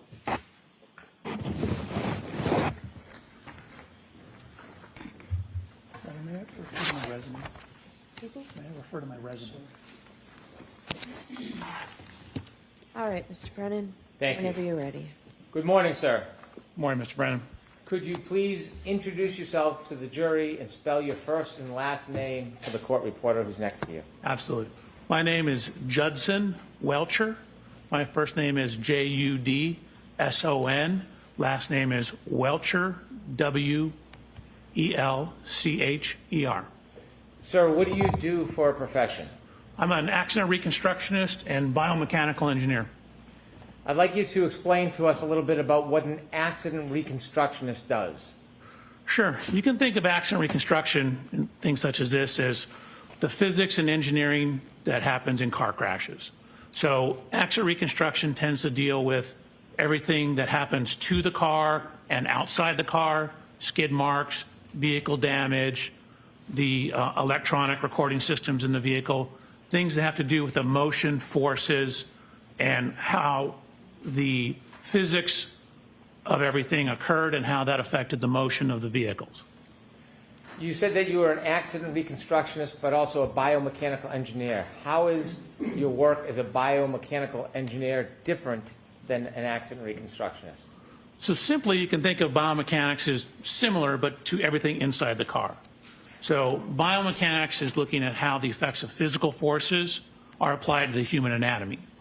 When I'm trying to explain to somebody what I do, I say, hey, it's like a civil engineer who's designing a bridge. So many trucks and cars on the bridge. are that going to cause the beams in the bridge to fail? Is that going to cause the cables to fail? So a human body is governed by the same laws of physics just like the bridge. Obviously, it's made of a lot of different materials, but in a human body, my beams are bones. My cables are the muscles and ligaments. Different material properties, but everything's governed by the laws of physics and principles of engineering. So I'm looking at how physical forces, the outside of the car, for when people are inside the car, seat belts, airbags. The first seat belt was patented by an engineer. It's engineers who quantify the force of the crash and what kind of injury damage there is to the body. So it is force that causes damage like a fracture. And so we're looking at how the physical forces are applied to the body and what that means in terms of what happens to the body. Dr. Welcher, I want to ask you a little bit about how you became a biomechanical engineer and an accident reconstructionist. Can you tell us? Sure. So when I was getting ready to go to college, my father, who was a physician, said, whatever you do, do not go to medical school. Because I was getting ready to go to medical school. So this was 39 years ago, I believe. 35 years ago. 39 years ago. He said, it's just not worth it. So I said, okay. So then I entered into the mechanical engineering. I grew up riding motorcycles, taking things apart, frequently pissing my parents off when I couldn't put it back together. But I like taking things apart and figuring out how things worked. So I went to university and got my undergraduate degree in mechanical engineering. From there, I happened to be at a Thursday meeting of the American Society of Mechanical Engineers. A group came in from a company that did this type of work, and they showed some examples of how you apply engineering concepts that you learn in mechanical engineering to the human body. And so I was like, man, that's a great job. That's the perfect mix of engineering that I have and my desire, to learn the medical side of things as well without becoming a doctor. So I talked to them. I actually applied to the company and was ultimately hired as a biomechanical engineer. How long did you continue as a biomechanical engineer until you went back to school? So I actually, very quickly after I started the job, I took a human anatomy class at a community college. I quickly realized that wasn't enough. And so in around 1993, I went to the USC Medical School and enrolled through what's called concurrent enrollment, which means you can take the class, but you're not actually in medical school. It's a medical school class. But I took gross human anatomy. So it was me and 160 or so other doctors. I took the same human anatomy that first year medical students at USC took. So it began in 1993. Did you continue to work as you pursued your higher education? I ultimately started my own company, continued to work, continued to do research, had a wonderful opportunity to have 2 beautiful children, and continue to this day. Tell us a little bit about the company you started and when. Sure. So in about October of 1994, I started my own company. Me and the guy who was my immediate supervisor said, hey, we can do this better. We can do more research, more testing. And so we started our own company. What kind of company was it? It was an action reconstruction and biomechanical engineering company. We also early on did a bunch of testing and design work for amusement park rides. The same concepts for car crashes applies to roller coasters, basically anything. So we worked and had some contracts on improving ride safety. And I was also on the ASTM committee that looked at amusement park ride designs. Did that company grow from 2 people? Correct. We took it from 2 to about 25 people, and then we ultimately sold it in right around January 1st of 2022. Before 2022, did you obtain a master's degree? I did. And what was that in and where was that from? So again, I was working full-time. Actually, while I was doing my master's degree, I was also teaching classes at Texas A&M through their law enforcement training division. So it was extension classes.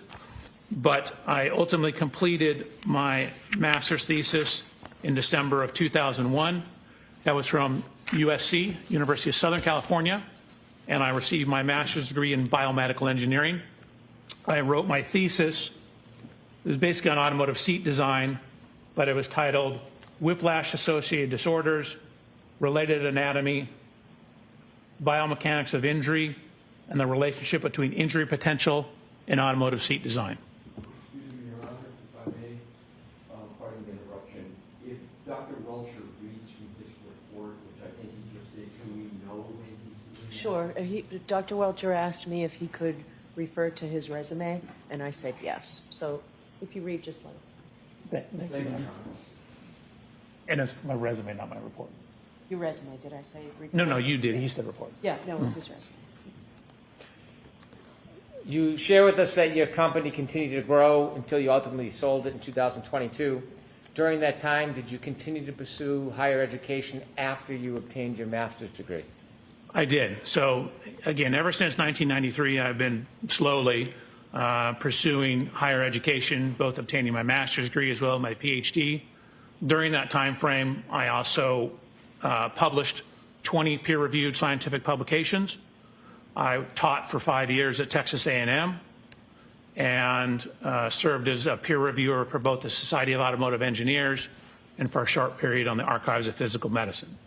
So I was working and running a company with my co-creator, as well as teaching, conducting research, publishing, also while going to school part-time. Take us to 2011. Were you still pursuing education at the University of Southern California? I was. And what occurred? What did you achieve in 2011? So in August of 2011, I finally obtained my PhD in biomedical engineering. I wrote my dissertation, reading from my resume, titled Development, Validation, and Testing of a New Sensor Array for Intra-Articular Pressure Measurement, In Vitro Human Lumbar Spine, Intra-Articular Facet Testing, which is a lot of big words to say. I was testing cadaver spines, looking at the loads inside the spines associated with various motions of the spine. Did you achieve your PhD in biomechanical engineering? It's actually in biomedical engineering. Biomechanics is within the field of biomedical engineering. So you have a PhD in biomedical engineering? Correct. You mentioned that you have published many articles. Have there been articles that you have published that are relevant to some of the subjects that you're going to talk about during your testimony?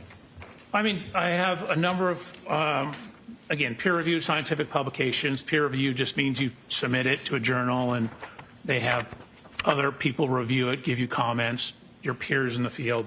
I do believe there are a number of them that could certainly be relevant to both the physics and, for example, pedestrian injuries. If I could mention a few. You wrote an article on sideswipe collision dynamics. What's sideswipe collision dynamics? So I was actually an invited speaker at the World Congress, or sorry, not the World Congress, the World Reconstruction Expedition. They asked me to give a presentation on the theory, science, and mathematics behind sideswipe or side impact collisions. That would include side collisions, glancing collisions, shallow angle impacts such as like a corner of a bumper goes into the side of a car, any kind of glancing or clipping type impact. Similarly, in many of the articles that you wrote, is one of them about methods for quantifying the impact severity of low-speed side impacts at varying angles? It is. Tell us a little bit what that So that was a Society of Automotive Engineers paper, again, another peer-reviewed paper that we worked on. It was kind of an extension or continuation of all that research, where we just looked at the physics and the mathematics, basically the reconstruction of glancing or sideswipe type impacts. Similarly, methods for quantifying the impact severity of low-speed side impacts at varying angles. Is that similar to the other papers, or was that different? Yeah, I thought that was the same one.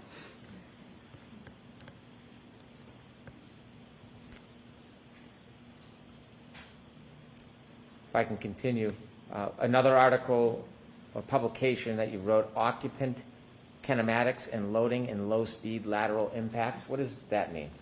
So in the course of my career, I've done probably 12 to maybe 1,300 actual crash tests. I've crashed everything from skateboards, mopeds, up to trains, motorhomes, and ambulances.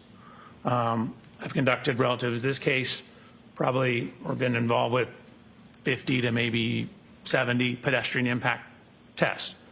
So the low-speed side impact one is we actually put human volunteers in side impact collisions. And what we did is we had accelerometers, which are things that measure acceleration. If you had physics or memory, Newton told us force equals mass times acceleration. So knowing the acceleration of something, you can get an idea of how much force is applied to it. So we have various sensors on the body. We have various sensors on the car for the reconstruction aspects of it. So that study was the biomechanics portion. And the first paper you read about the reconstruction was the reconstruction portion. So the first paper you discussed was everything outside the car. Then we looked at how the forces applied to those impacts to people inside the car. Have you had a lot of publications and studies about the force applied to people outside of a car? I don't know if I'd say a lot, but I was an invited lecturer to the Accident Reconstruction and Collision Safety Institute conference, where I specifically gave a paper and a series, or basically a lecture on what's called pedestrian impact biomechanics, which was exactly as the name implies, what happens to pedestrians when they're impacted predominantly by cars and vehicles. How much of your work involves pedestrian impacts? Probably maybe 10%, 5 to 10%. Most of it's car to cars. Biomechanics of low-speed impacts. Is that another paper that you wrote? That is a paper I wrote. I don't want to read all of your papers and all of your publications, but on a different topic, did you write a paper on the study of the measurement of Generation 2 Toyota event data recorders and low-speed side impacts? Yes. Could you tell us a little bit about what measurement of event data means in this article? So Toyotas, newer Toyotas particularly, have two types of electronic equipment on board that can record crashes. There is what's referred to as an event data recorder, or EDR. It's somewhat commonly referred to as a black box. That's not exactly right, but it's close. And then there's a secondary system, which is really more closely tied to maintenance. That's called TechStream, but it will pick up data that you can frequently relate back to various events. So that particular paper was looking at the event data recorder data in Toyotas. We'll get more into that subject later, but is event data recorders a subject that you're well schooled at? Yes. In addition to the papers that you've written, have you continued through the years and after becoming a PhD, your research in this area, in these areas? Correct. For example, every year we're part of a conference called SATI, which is our company, largely led by the engineer Christopher Furbus that we work with, has spearheaded us going out and conducting crash tests for that conference. For 10 years, we did a lot of the instrumentation and crash testing at the Accident Reconstruction and Collision Safety Institute conference. And then for a number of years, the company actually went down and did crash testing for what's referred to as the Spine Research Institute down in San Diego. So we've been hired by various professional organizations. We came out here once, the Massachusetts Association of Accident Reconstructionists, I think I'm messing the name up, had a conference. We came out here and conducted crash tests for training other experts out here. We did all the instrumentation, the biomechanics of that crash testing. In your research and testing, you have pages with dates of the different researches and testing you've done. There's over a dozen of the research and testing items and articles that deal with pedestrians. Is that a common topic in your research and testing? Yes. So again, frequently at the conference, we're doing pedestrian tests. The last Action Reconstruction Collision Safety Institute conference, there was a series of pedestrian crash tests run there. SAT-TI 2 years ago, maybe 3 years ago, some pedestrian crash tests that were done there as well. So there are a number of instances on my resume where I have both attended class, and then I mentioned the one time where I gave an hour and a half long lecture on pedestrian injuries. After you became a PhD or a doctor, do you continue your education and research?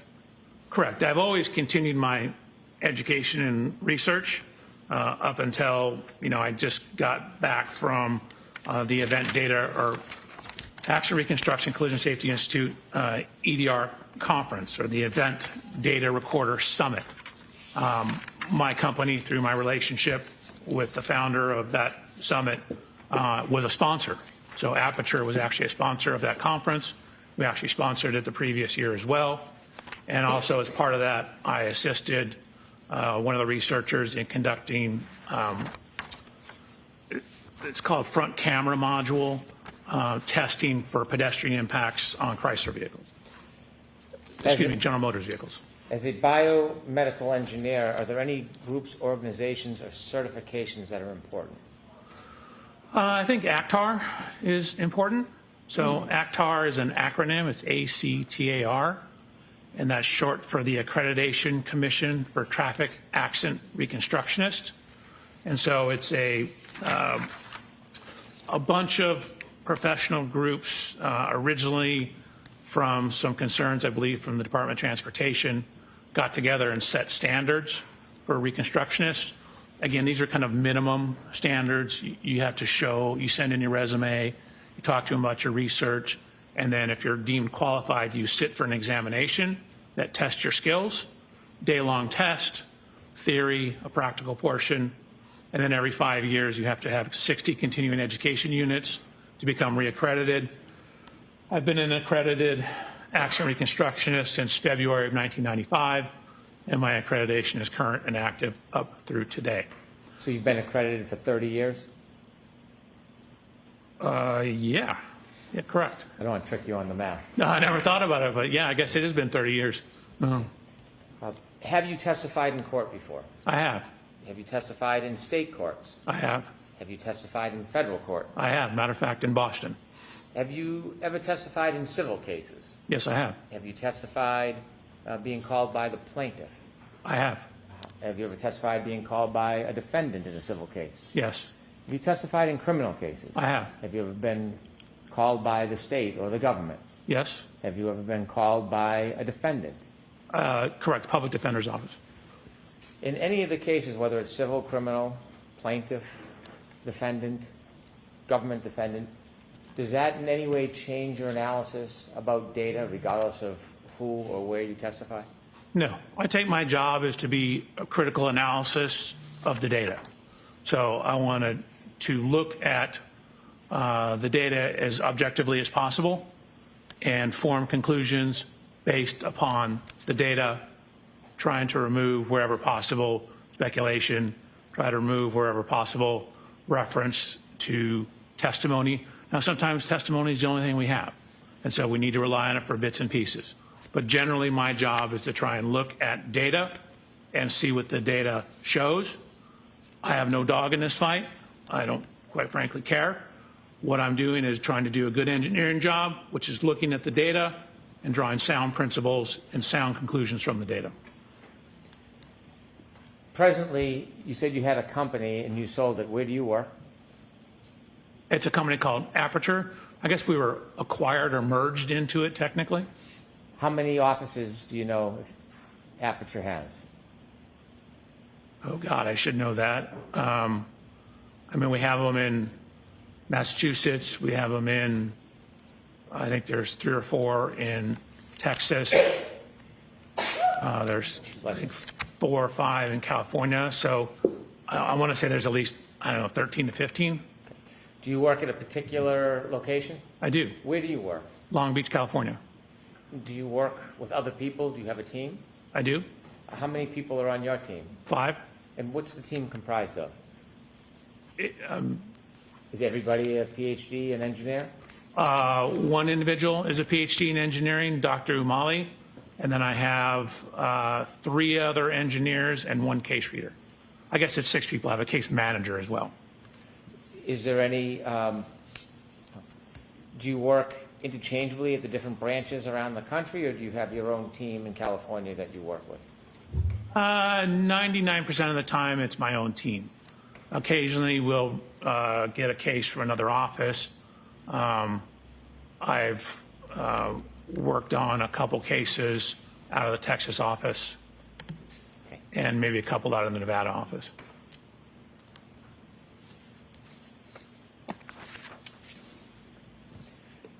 Were you asked to look at any data or information relative to this case? Yes.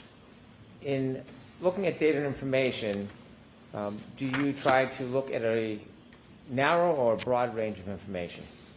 So I definitely cast a very broad range. We try and get as much information as possible, and then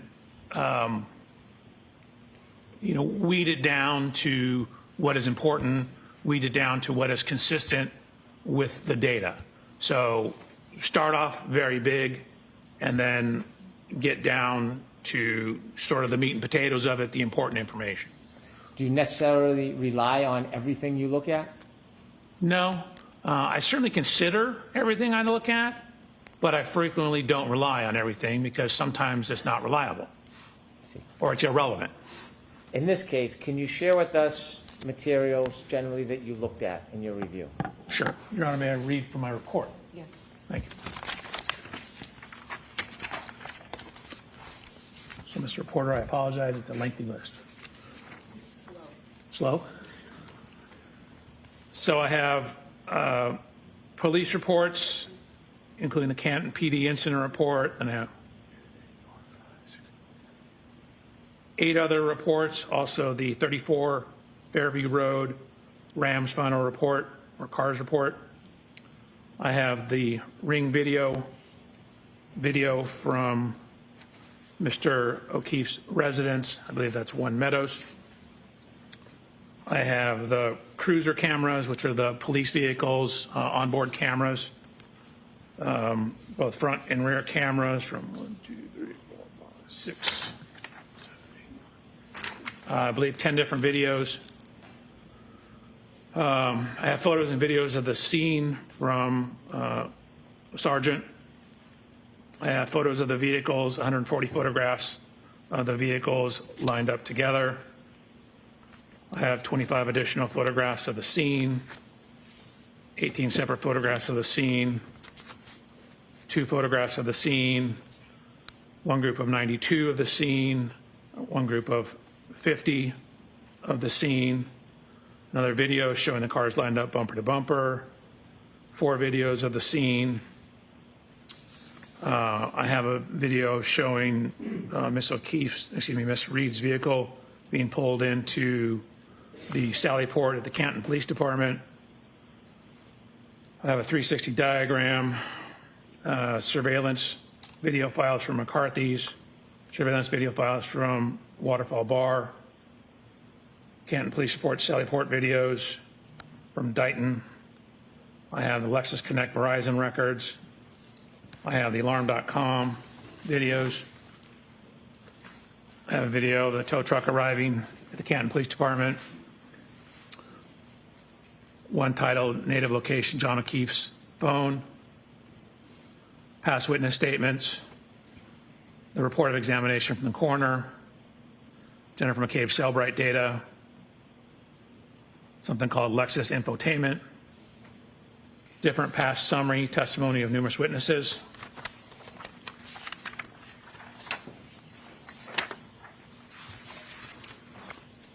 I have earlier summary testimony of numerous witnesses. The Boston Magazine interview with Miss Reed, a Dateline interview with Miss Reed, a 2020 interview with Miss Reed, lab reports from BODE, the Crime Scene Response Unit Boston, crime scene service section, Maynard, crime scene service section, Southeast, the criminalist file folder, trace file folder, UC Davis veterinary report. I have Verizon records, GPS location records, John O'Keefe GPS points, Axiom cache location, weather reports, medical records, including the Canton Fire Department run report for both Mr. O'Keefe and Ms. Reed, medical records for both Mr. O'Keefe and Ms. Reed from Good Samaritan. I have 2 retrograde extrapolation reports, one, and a serum plasma conversion report relative to Ms. Reed. I have the neuropathology report. I have the Orange County Medical Examiner's report, the diagrams, the postmortem toxicology report, and a second same autopsy report, more pages.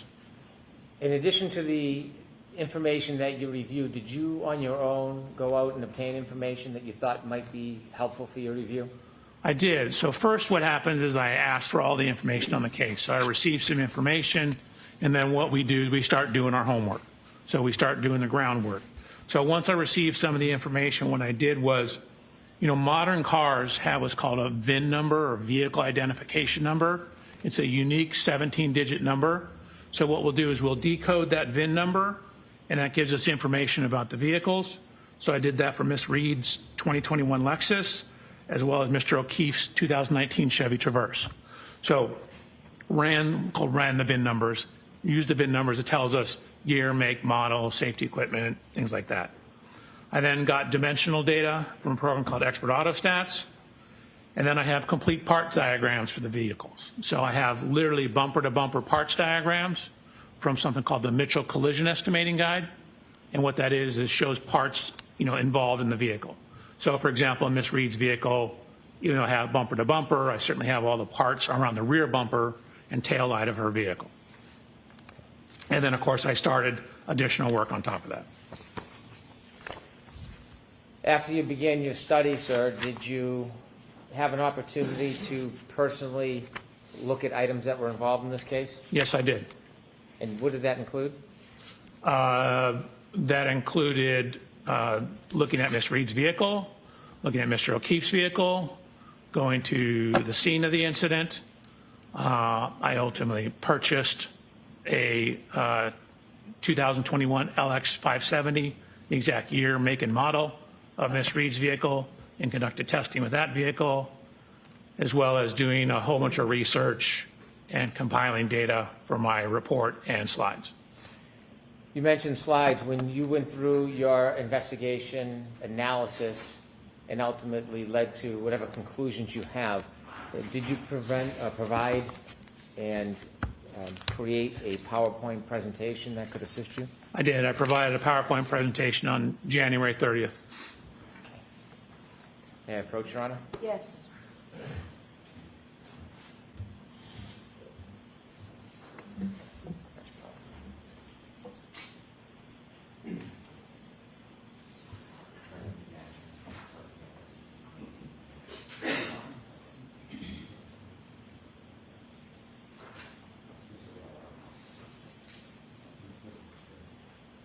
Yes.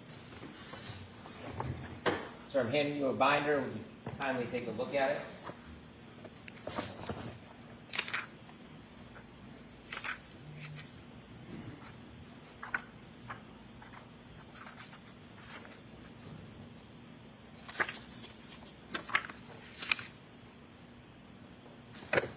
Okay.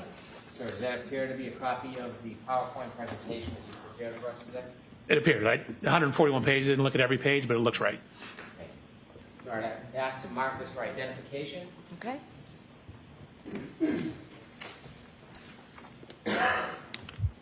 MMM for identification.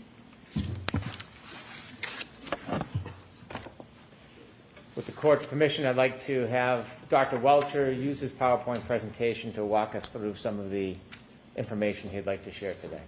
Okay. No objection, Mr. Lesser, right? No objection, Your Honor. Thank you. Your Honor, I'm looking at a paper version in front of me. Okay. Is the paper version the same as what we're going to see up here? It is. Okay, then that's fine. Thank you. And Dr. Welcher is going to manage the PowerPoint presentation. Sir, you mentioned that you wanted to look at the area and look at the scene. Your office is in California? It is. Why was it important to come all the way out to this area to see the scene firsthand? Hold on a second. I'll let you set up before I start asking you more questions.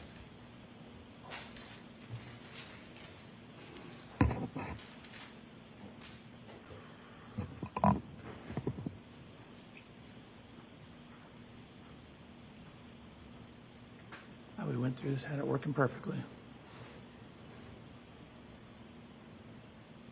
There we go. Okay.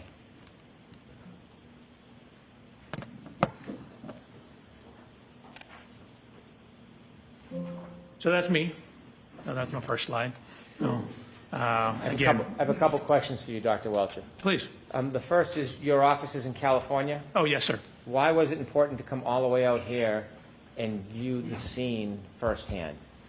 And you want to have as much information as possible. So I wanted to, physically look at all the things so I can actually see with my own hands, my own eyes, lay hands upon it, look at it as best I can. You try and inspect and look at as many things as you possibly can. Sometimes they don't exist anymore, sometimes they're gone, and you have to make a best approximation if you can't do that. In this case, I was able to look at the scene and both vehicles. Was that an important part of your study, Doctor? I think so. Again, it's always good if you're going to talk about what happened to the cars or what happened to the people to look at what happened to the cars, meaning to actually look at the cars, not just look at photographs when possible.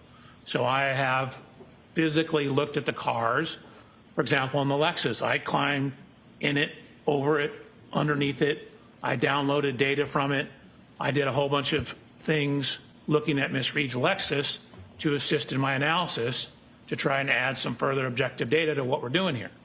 So same thing with Mr. O'Keefe's vehicle. Looked at the rear bumper, took some pieces off the rear bumper to see what was behind the cover, to see what kind of damage we did or didn't have. So went to the scene, looked at the measurements of the curb, looked at where some of the lines are on the road because you can see them in some of the photographs. Again, it's always good when possible to inspect everything you can inspect. If you could now begin and tell us how you started your investigation. Sure.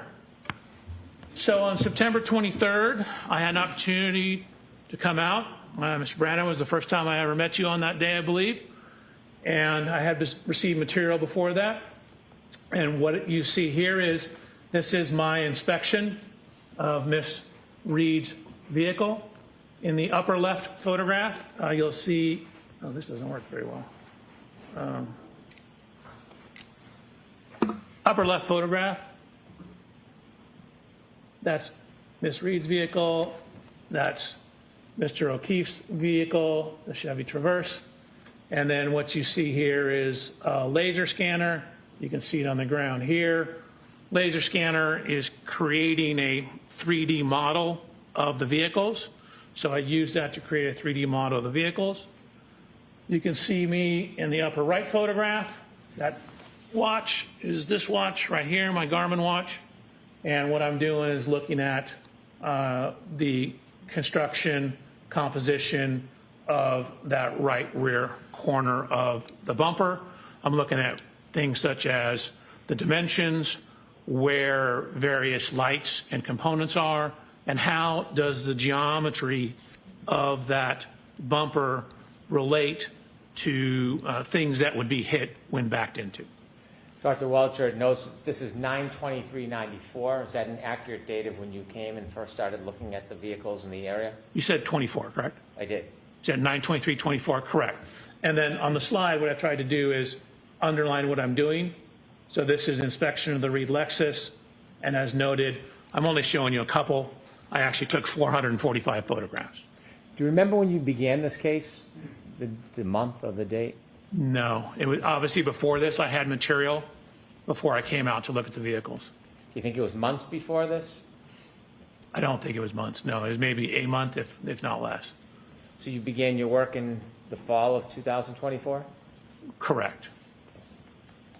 And I just want to ask you about the picture in the middle. You see the right taillight housing is missing. Did you Correct. understand that had been removed prior to you looking at the car? It was, yes. Okay, thank you. You're welcome. However, some of the evidence stickers, these white stickers here, were still on the vehicle. You did not place those. Did you place those stickers on yourself? I did not. Were they there when you first saw the car? Correct. They match what I'd seen in other photos. Okay, thank you. So just continuing on, so what you see is, again, I mentioned looking underneath the bumper. So we wanted to see what, if anything, was damaged on the corner. So I'm putting my hand to show where the frame rail ends. This is me looking up underneath to the back side of this taillight. If you can see, this red taillight actually sticks out. And so I'm checking the front here for damage. I'm checking the back for damage. 1 second, please.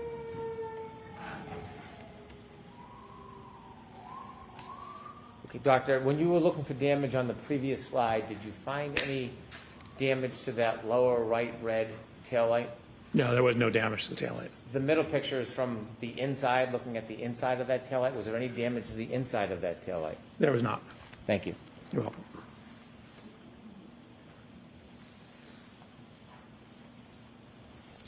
So again, looked at the height of it. I mentioned this lower taillight. Notice how the structure of the bumper protrudes out. You can see one of the marks, which is consistent with the contact to Mr. O'Keefe's vehicle. Here, this scratch mark, or scuff mark. Notice how close it is to this light. Again, some of the evidence, stickers. Just a better view of those, then going down the side of the vehicle. So with all that information, I mentioned a laser scan. So you move this laser scanner, and each minute and 51 second scan is collecting about 50 million data points. And so you scan all the way around, and then what you do is you merge all that data together. So even though this looks like a poor photograph, what you're seeing is hundreds of millions of photographs, hundreds of millions of points. And so you literally can figure out, if you wanted to know the distance from this lug nut to where the lighter is on the ashtray, you could probably do that to an accuracy of about 2 to 3 millimeters. So really, taking tons and tons of data. So it knows the exact position of every one of these millions of data points, and it knows the color associated with those data points. Why is that data imaging so important in accident reconstruction? You want to have an accurate model of the car. So, you probably don't need literally that many points to get an accurate model, but that's just the nature of the way the science is going. Computers are getting better and faster. Scanners are getting faster. So you get an enormous amount of data when you use these scanners nowadays. So then, as indicated on the underline here, I did a CDR. That's a little different than what you heard me say before. CDR is crash data retrieval. So that's the hardware and software that you use to download or actually copy or take an image of, which means you're just taking an image off what's on the vehicle, the EDR, which is the event data recorder. So you use the crash data retrieval hardware to download the event data recorder, otherwise commonly known as a black box.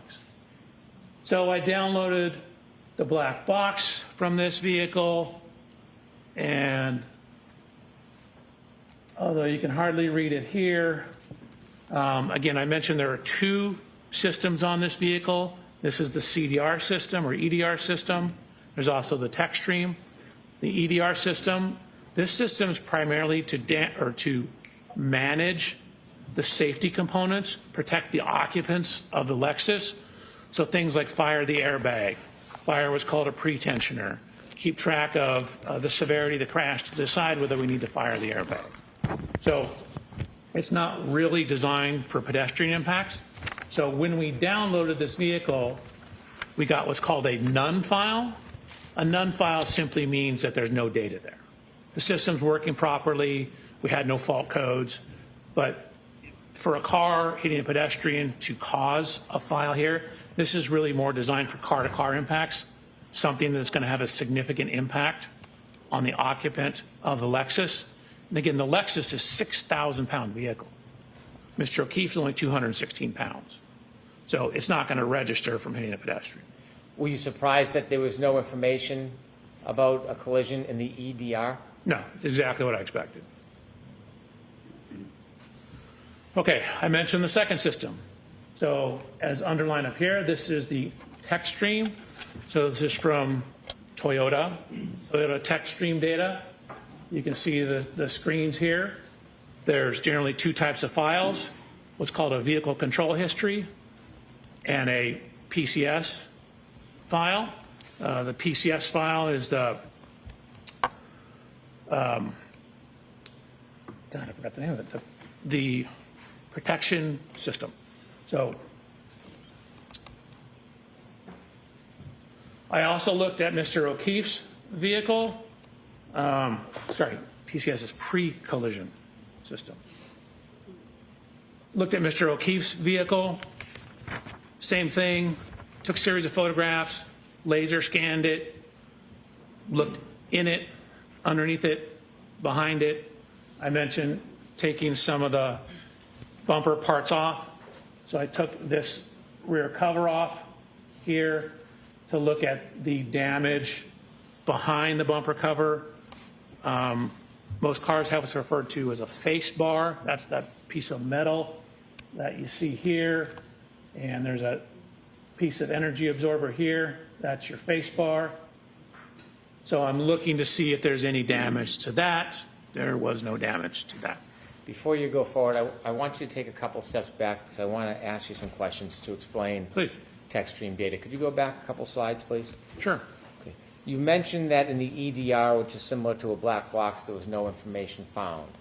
And then you mentioned a different system, the text stream. Can you make it clear for us how these systems are different and where they're stored on a motor vehicle?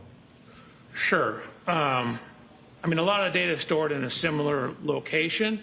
The text stream system was originally designed, according to Toyota, for maintenance issues.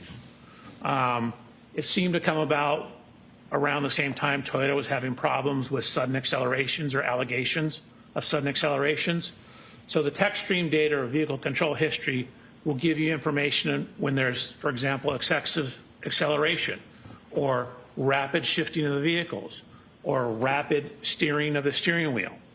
So the statements are that that's designed to help the maintenance people, if you come in with a problem with your vehicle, to diagnose what that problem is. It has a lot of utility in accident reconstruction because if you jam on the brakes before a crash, frequently the text stream data will record the crash. You mentioned Toyota a number of times. Could you share with us the relationship between Toyota and Lexus? Yeah. Sorry, in my mind they're the same thing. Toyota and Lexus obviously a little different, but Lexus is basically made by Toyota. So Toyota and Lexus has the Lexus safety system. Toyota has the Toyota safety systems, which you both read with the text stream data. The text stream data, in this case, does it play an important role in your analysis? I think so, yes. The text stream data, did you independently download that data yourself?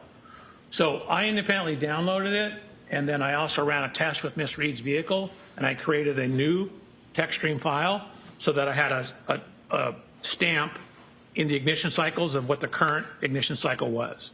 So I did a sudden acceleration test of the vehicle. On the Lexus or on the exemplar vehicle? On her Lexus. When you did the downloading, why did you do it yourself?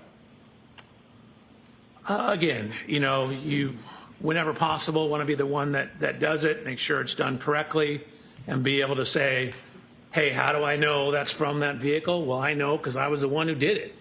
And so if I get it from someone else, then they frequently have to bring that person into court to say the other ones that did it, so then I can use it.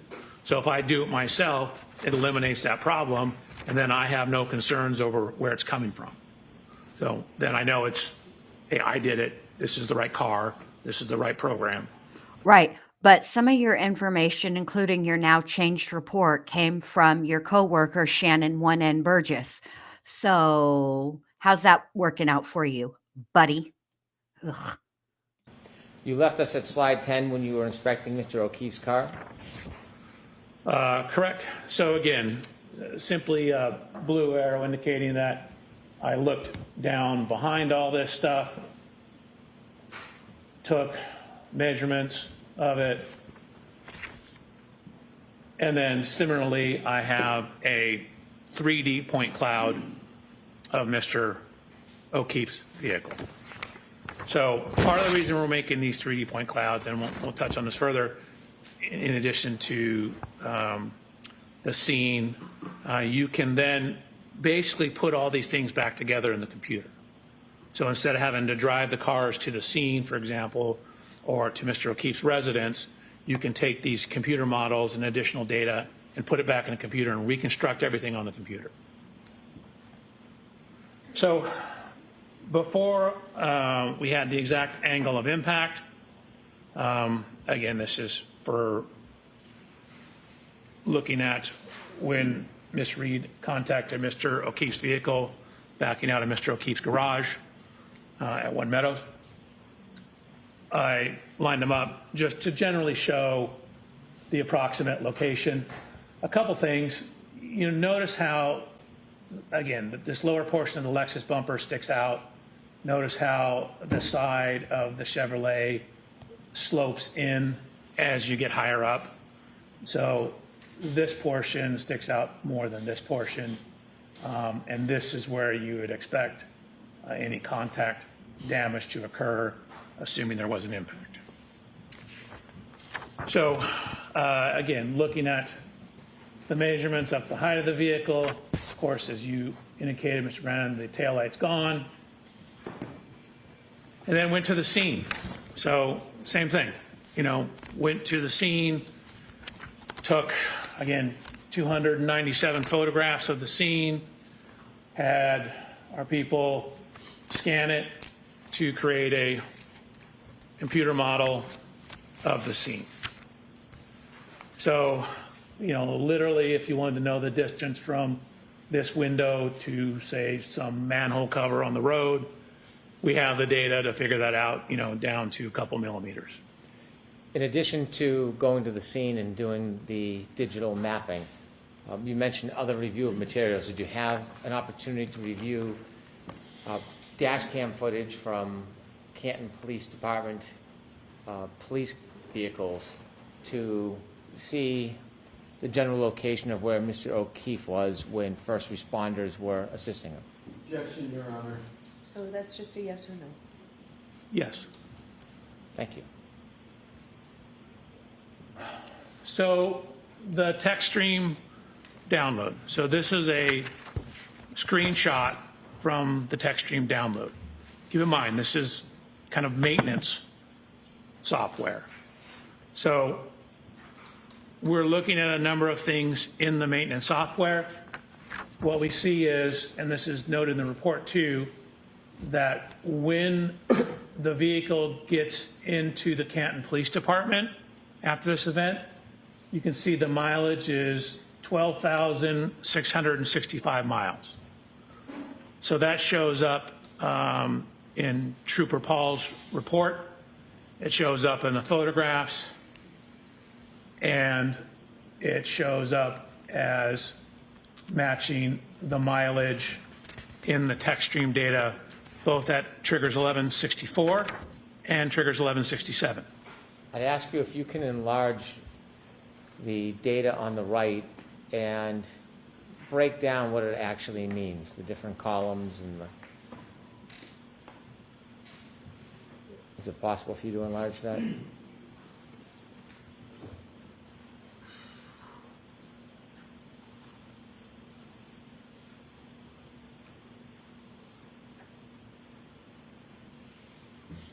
My fingers are too fat.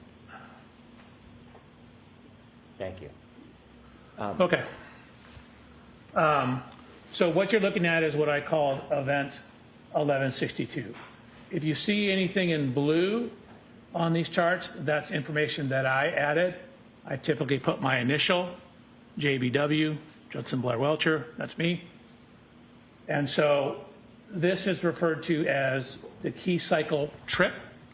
So key cycle is simply you turn it on, not necessarily turn the ignition on, turn it off. That's one key cycle. So I labeled this one 1162-2 because there's also one that's on the same key cycle that I'm calling 1162-1. The system also records the mileage. So again, this is a maintenance system generally. So what you see is the T here is the trigger, and there's a point. So this time in the text stream data, you could think of it as like a stopwatch. It's when it starts when the car turns on and stops when the car turns off. And then if it sees a triggering event, a T, it records that information. So this is when the trigger happened. So that's 1,142.2 seconds. And so I've converted that to minutes and seconds, because most people don't think in seconds. And so what it also does is once it sees a trigger, it's constantly circulating data through the computer. So when it says, okay, we have a trigger, it saves 5 seconds before the trigger and then 5 seconds after the trigger. So the trigger's in the middle, and you have 5 seconds of data before and 5 seconds of data after.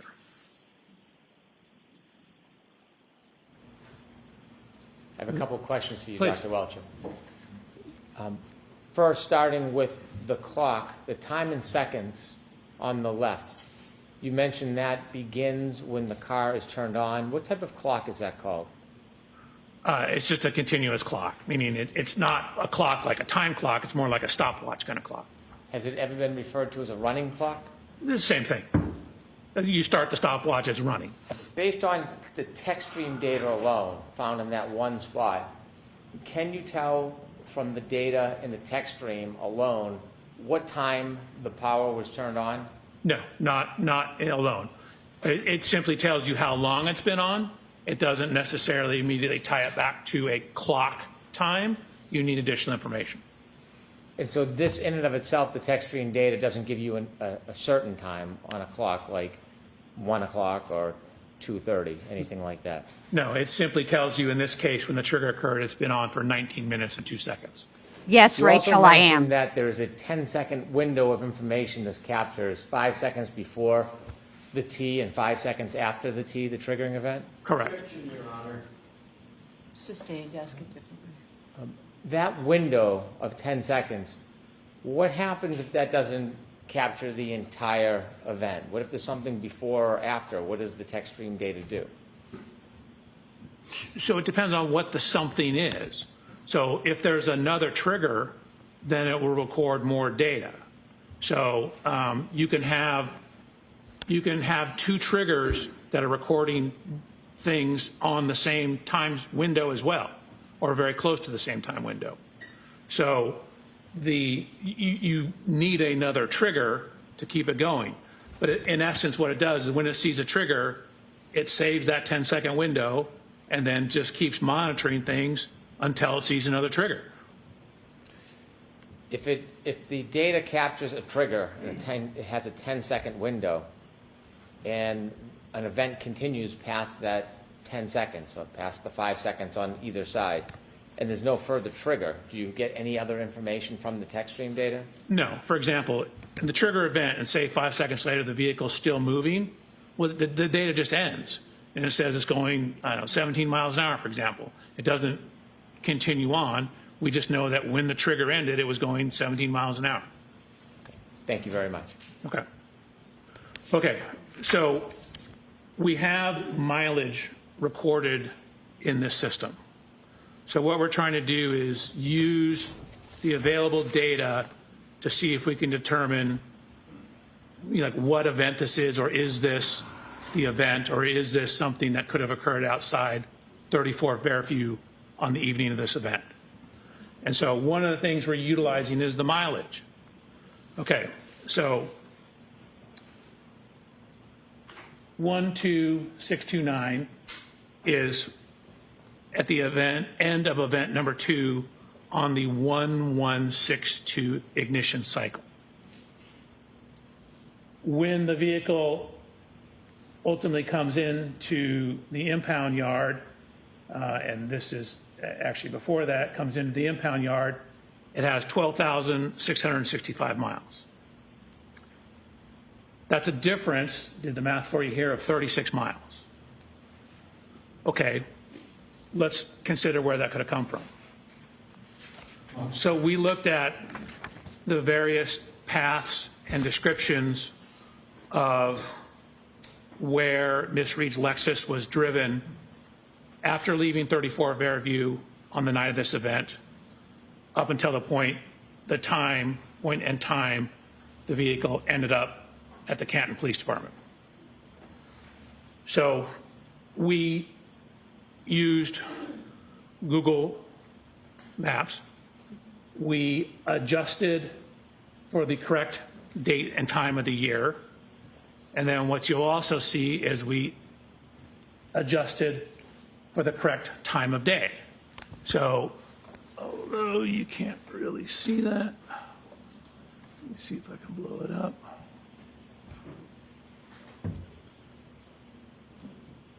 So you can see that's looking at the mileage and time. Again, really didn't use the time, just used the mileage on Saturday, January 29th at around 12 a.m. That, of course, does not take into account the weather. And what are the addresses? It's hard to see on the top from where to where.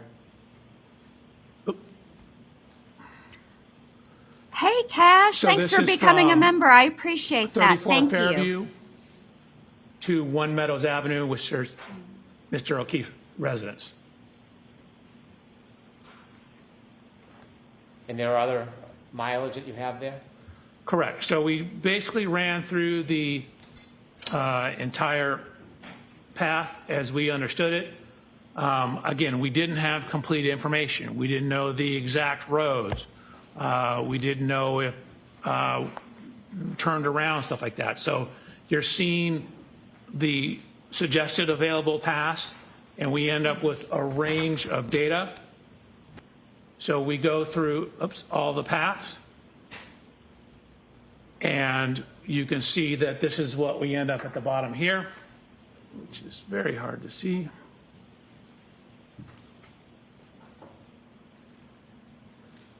So the minimum suggested route is 36 miles, 36.1 technically. You have a range of 37.9 to 39.7, but again, that's right in the range of the 36 miles. So that's a data point that's starting to build our confidence in what is in the text stream data being related to our event. This is all an effort to match whether or not the 1162 data is relevant to a particular event? Objection, Your Honor. Let me ask it this way.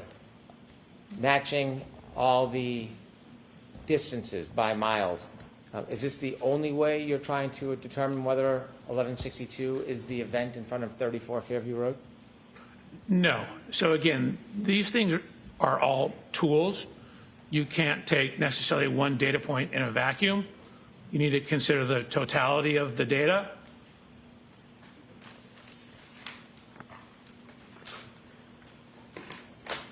Which is what I did. So we mentioned the continuous clock that was in there, or the running clock that was in the vehicle. So what you see over here, could you enlarge that for us, Doctor? I hate to interrupt, I am doing that right now. You can see we have the time, and again, I've converted it in blue to minutes and seconds. This is the first trigger on that key cycle. So on key cycle 1162, there was 2 separate events. The vehicle keeps a continuously running clock.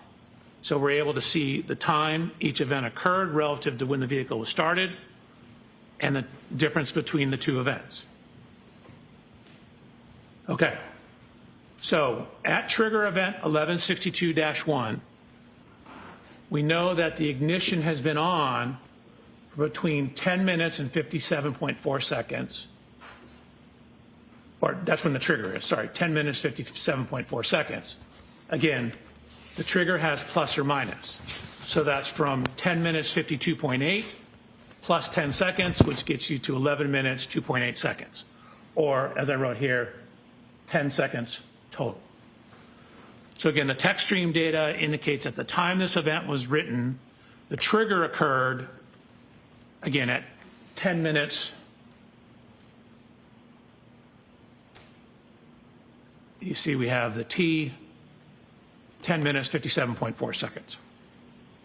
Dr. Welch, if I could ask you a couple of background questions.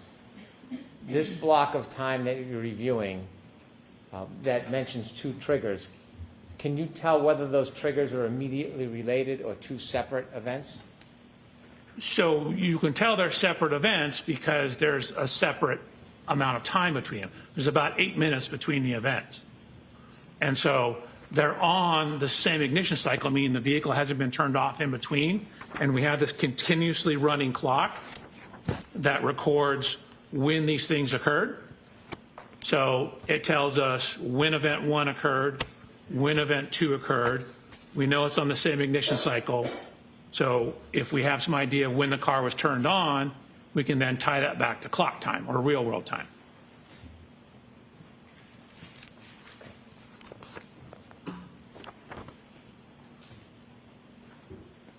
Okay.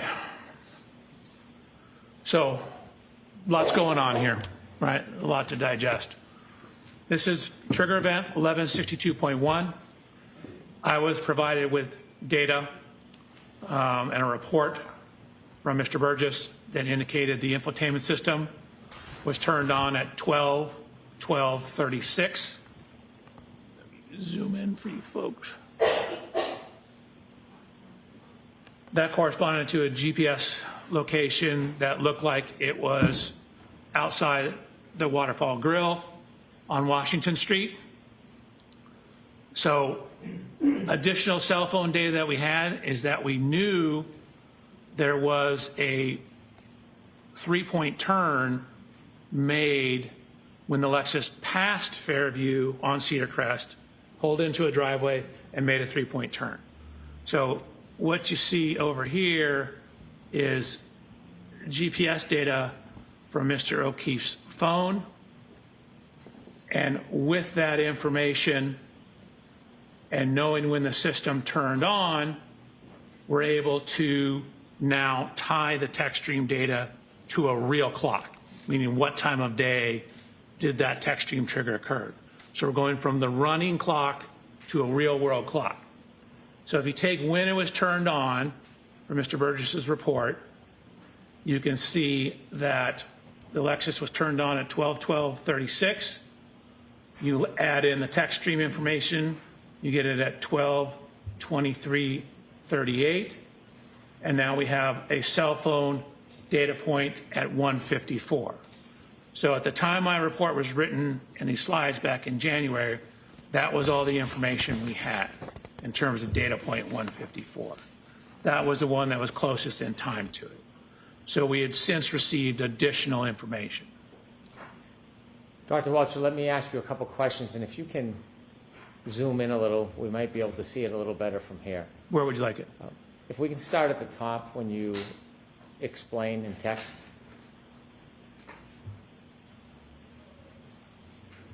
You told us that the text stream data does not have an actual clock, it has a running clock, like a stopwatch. Correct. And then you mentioned that after you received information from Mr. Burgess, you could put an actual time onto it. How do you do that? Objection, Your Honor. Sustained.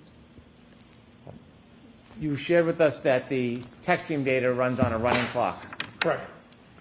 And then you received further information so that you could actually identify a time. Where did you receive that information from? Objection, Your Honor. I'm going to allow that. That was from Mr. Burgess's report. And do you know where that information came from?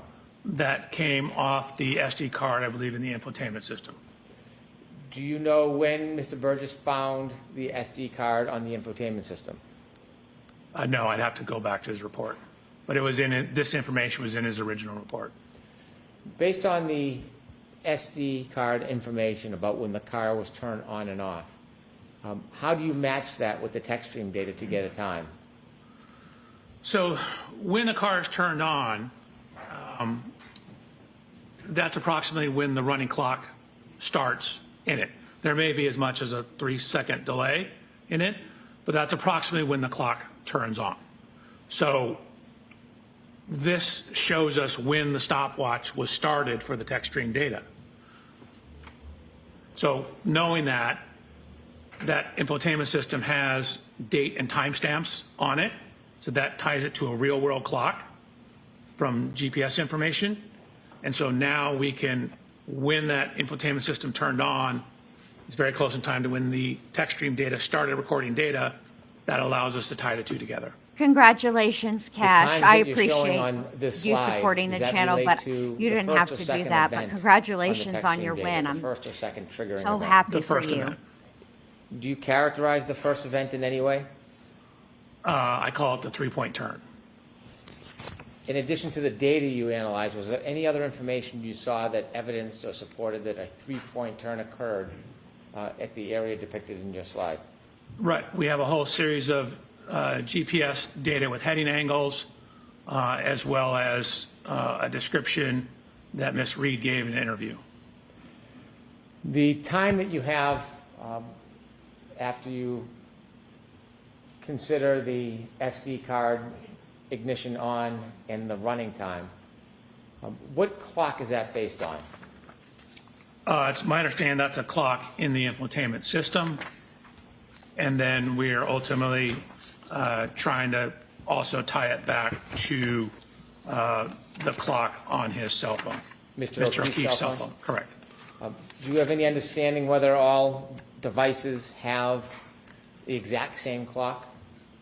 So it's my understanding they do not. In my discussions with Mr. Burgess, reading reports, that they can have, there can be as much as 30 seconds to a minute of variation. Objection, Your Honor. Sustained.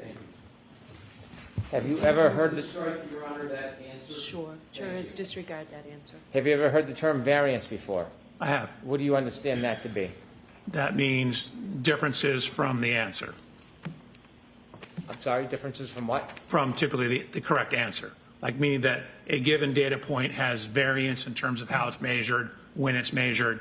So different measurement device can have a different variance around the actual true number. You mentioned on the slide a time of 12:23:38. Correct. In O'Keefe's cell phone data, at point 154, approximately 12:23:58. Correct. Is there a difference between the clock on the Lexus text stream data and that of Mr. O'Keefe's iPhone? There is. When you developed the slide, did you have the benefit of more detailed information about data point 154? I did not receive that until May 8th. Did you later learn more information, more specific information? Yes. Okay.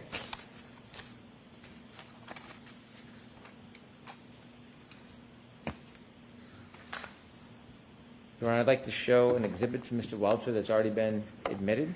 Okay. It's 192A.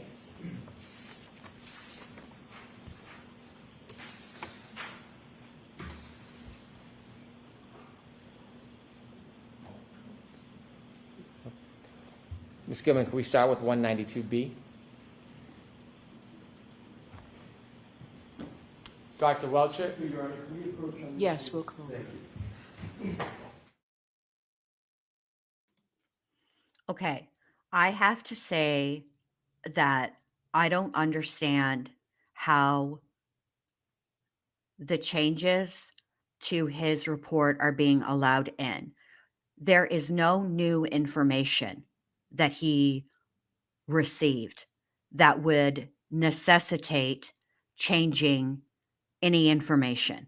All of the information relative to what he's testifying about was available and had been available. What changed, my understanding is the calculation. Essentially, Burgess said he did the wrong calculation, meaning Mr. Welcher did. He calculated it wrong.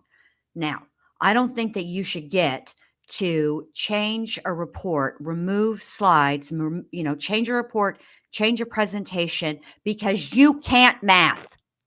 Okay? That's your own fault. This is why this is what gets on my nerves about work ethic. Okay. He testified this morning at the beginning of his testimony about essentially about his education and his work ethic. And in my opinion, work ethic includes checking your work. And hey, guess what? Sometimes when you're looking at something constantly, you can't see it. So give it to somebody else to check your work. Okay? Something. Take pride in what you're putting out there, especially in a criminal trial where somebody's freedom is at stake. Okay? And then we have Shannon one end Burgess, who just decides, I'm going to start looking at shit on my own. This is all poppycock. It's absolutely ridiculous. I don't give a rat's fat kneecap about any of this because it doesn't matter, because the state has failed to prove that John O'Keefe's injuries were sustained as the result of being hit by a vehicle. That's it. That's all. This is going a long way. This is the most ridiculous, out of unnecessary. Jesus, look what you've done to me, Commonwealth. This is the most ridiculous, unnecessary testimony, because at the end of the day, they have not proven that John O'Keefe died as a result of being struck by a vehicle, by Karen Reed's vehicle that Karen Reed was driving, and then subsequently left in the snow, which caused the hypothermia. They've not proven that yet. So I don't give a rat's fat kneecap how many data points they pull. I don't care if they pull her whole Spotify playlist and all that's on there is Two Live Crew, NWA, Sir Mix-a-Lot, the dirtiest of the dirty rap. I don't care. It doesn't matter. Brennan, you're going a long way to prove nothing. Nothing. And the fact that you needed to talk to this witness prior to his testimony, and I'm not talking about, a little bit of these are the types of things you're going over in your testimony. Make sure you have this report, that report in your presentation. That's not what we're talking about here. We're talking about something else. And you know what I'm talking about, Brennan, because it's the very thing that you accused the defense of doing that they did not do, because you play dirty. So you assume everybody else plays dirty. I'm over it. It's ridiculous.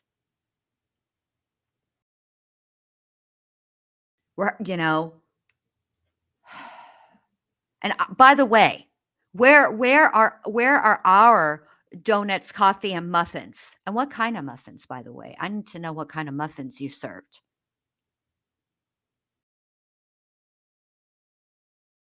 Really? You did? Tess says, I got grounded in school for writing the lyrics to OPP. You know what OPP? Yeah, you know me. My mom thought it was a note. I'm still mad about it. Wow. The last P, well, that's not that simple.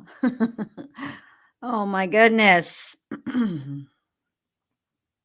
It's just ridiculous. It's a big waste of time. They've already wasted the court's time, the jury's time already. And the thing is, and I'm not blaming Alessi in this situation, okay? Because he had to voir dire this witness. Ultimately, who's responsible for the voir dire and the delay and all that is the state, because they out here trying to pull some shenanigans. All the smoke and mirrors and, doing the razzle dazzle. Look over here, not over there. It's ridiculous. Yes, Seven Lilies. Costco muffins are delicious. You know who else has good muffins? Otis Spunkmeyer. I think that's how you say the last name. I like that, those muffins. But I would like to say this. My problem with muffins that I've been getting at the store is my very favorite kind of muffin is a blueberry muffin. And what I found is, and I'm really, it really reminds me of the scene from Casino when he's sitting at the table with the muffin and he opens it up and Robert De Niro, and he's like, "Look at your muffin. Your muffin is overflowing with with blueberries. Mine has 2." That's my issue. My issue with um, store muffins is an inconsistent ratio of the blueberries. I don't want to eat a blueberry that has a blueberry muffin that has 3 blueberries in it. And then the next day for breakfast, I have a blueberry muffin that has 11 billion blueberry muffins or blueberries in the muffin. I prefer a consistent amount of blueberry in my muffin, but I like there to be a lot. 3 is not enough. I feel the same way about Marie Callender's pot pies. They're very, very good. However, the pea and carrot ratio is off by a lot. Like you'll have 80 peas and 2 carrots. That ain't right. That's not right. How could anybody sit and look at that while they're putting the pie together and think that that makes good sense? Okay, I don't really like cooked peas as much, but I do like peas and I do like carrots. But this is my problem. I need consistency. If you're going to put 80 peas in a pie, then you need to have 80 carrots. They've got to be balanced. 80 peas and carrots in a pot pie for one is too many. You need about 10 of each. 10 peas, 10 carrots, maybe 15, but no more than that. Certainly under 20, but make them even. Okay, make the same amount. This is why I get annoyed. I like blueberry. Yes, Tony. You hear me? You hear what I'm saying? Inconsistent ratio of blueberries and muffins is a major foul. Yes, this is what I'm talking about taking pride in your work. Do you know the Muffin Man? The Muffin Man! Well, she's married to the Muffin Man. Not my buttons, not my gumdrop buttons. You're a monster. Don't tell him anything. Gingy is my favorite on Shrek. I like Donkey too, but Gingy is my favorite. Spits that milk out. Don't tell him anything.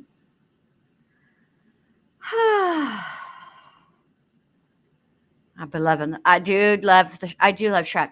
And you know, that was like Mini Bendy's movie for a long time. You know how toddlers get with entertainment. They like something and it's like on a loop and it's all they'll watch. Shrek and the Wiggles Christmas was Mini Bendy's. Mr. Alessi is going to tear this dude apart. Dr. Welcher, if you could take us back to slide 30.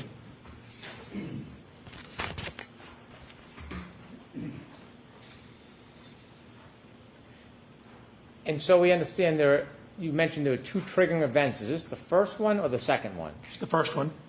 Is that the one you've labeled the 3-point turn? Correct. And where did that happen? What street? Cedar Crest. At this 3-point turn triggering event, there is a time in red, 12:23:38. Correct. Where is that time taken from? That's coming from the cell phone of Mr. O'Keefe at .154. Okay. And is there another time on there? I mean, I do the math between those two. Okay. Could you make that a little larger? Could you zoom in so we can see it better?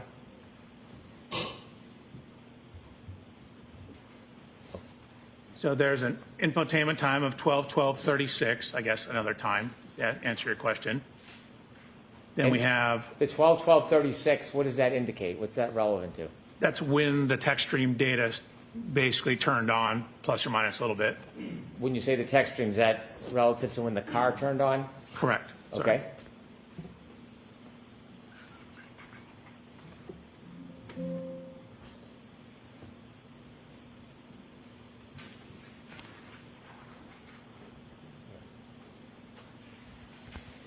So when the car turned on, then we add the time for the trigger. So what we have is we have data in the text stream that shows the speed, the position, the steering of the vehicle on that trigger. And so we're trying to match the timing and the description of what the vehicle was doing with the text stream, the infotainment, and the cell phone data. Is the data that you analyze regarding the speed, the direction, and the timing to determine whether this was consistent with a three-point turn? Yes. Okay. Continue, please.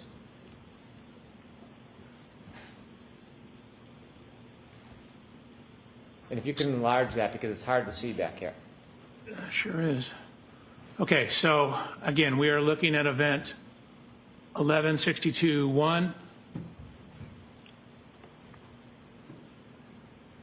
The information in blue is speed. It comes out of the text stream in kilometers an hour, converted to miles per hour, feet per second, looked at the total distance traveled, shift position. So in the text stream data, a shift position of 1 indicates you're in drive. A shift position of 2 indicates you're in reverse. There's no zeros. What would a zero indicate? 0 is usually neutral, and I believe 3 is park. So there's also data on the acceleration of the vehicle. So basically, what is the effect of whatever you're doing in terms of stepping on the gas or not stepping on the gas? And there's also information on the steering of the vehicle. So again, there's trigger, 5 seconds before, 5 seconds after. So over here, a positive number equals a leftward steer. So you can see we have in the forward velocity or forward motion in drive, goes forward with leftward steer, stops, shifts into reverse, and then continues with the rightward steer back. Could you take us over to the left of that data?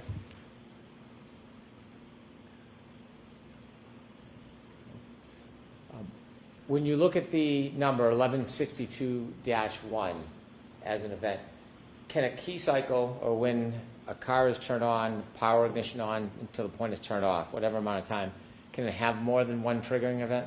Yes, you can have lots of triggering events. In this case, it has 2. On a key cycle 1164, there's 11. On 1167, there's 10. If you could move a little bit to the right on this, is there something you can see on here that caused the triggering event, some of the data? Yes. So if you look at the triggering, the indication of what this trigger was, what you see is accelerator opening ratio, which is basically, you can think of it as how much you're stepping on the gas pedal. And so if it exceeds, in this case, 30% quicken time after shipping into reverse, that tells the system, hey, we might need to start recording this data. So what you can see, went into reverse, and then within a very short amount of time, the accelerator pedal went above that 30%. That's what caused the T or the trigger in the text stream data. The row next to the 31.5, engine RPM data, can you explain to us what that is? Sure, that's how many revolutions per minute the engine's turning. The more gas, is it generally the higher the RPM? Correct. There's going to be a little lag. Your car doesn't move instantaneously. You have to step on the gas, then the RPMs go up, and then it starts going faster. If you could explain to us the total distance and distance travel columns, how do you read that? Sure. So we know the speed at various times. We know from this data that there is, you can see half a second between each one of these timestamps. So 1, 2, 3, 4, 5, 6, 7, 8, 9, 10 data points at half a second. That's the 5 seconds of pre-crash data. So if you know you're going so many miles per hour, again, I converted it to feet per second. Feet per second, you're going so many feet per second for half a second, for example. You just multiply those two together and it tells you how far you went. So what I'm doing is looking at speed traveling during the interval, that's during this short time period, and then I add it all together here for total distance traveled. You mentioned that when the data is captured, it's limited to 10 seconds. When we look at the top row of JBW vehicle speed MPH, it's 9.94. Is that 9.94 miles per hour? It is. Can we tell whether it was going faster or slower before this data? We generally cannot. I mean, you might have some, it looks like it's slowing down, and then you see right here, this brake switch application. So you have two things relative to braking. You have the brake switch, which is simply whether the brake is on or off, just enough pressure to make the brake light come on.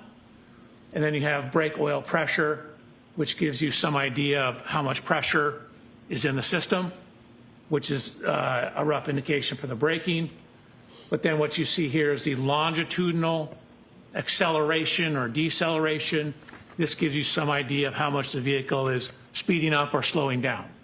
So generally a minus sign is a slowing or accelerating in reverse. And for the bottom of those columns, I'd ask you whether or not at the beginning of the window, if you had any other information, is it the same situation for the end of that? Did this fool just say accelerating in reverse? I can't.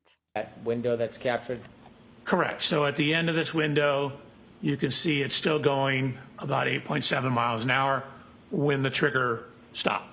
So after that trigger plus 5 seconds, the system said we no longer need to monitor it. Things have returned to an okay state.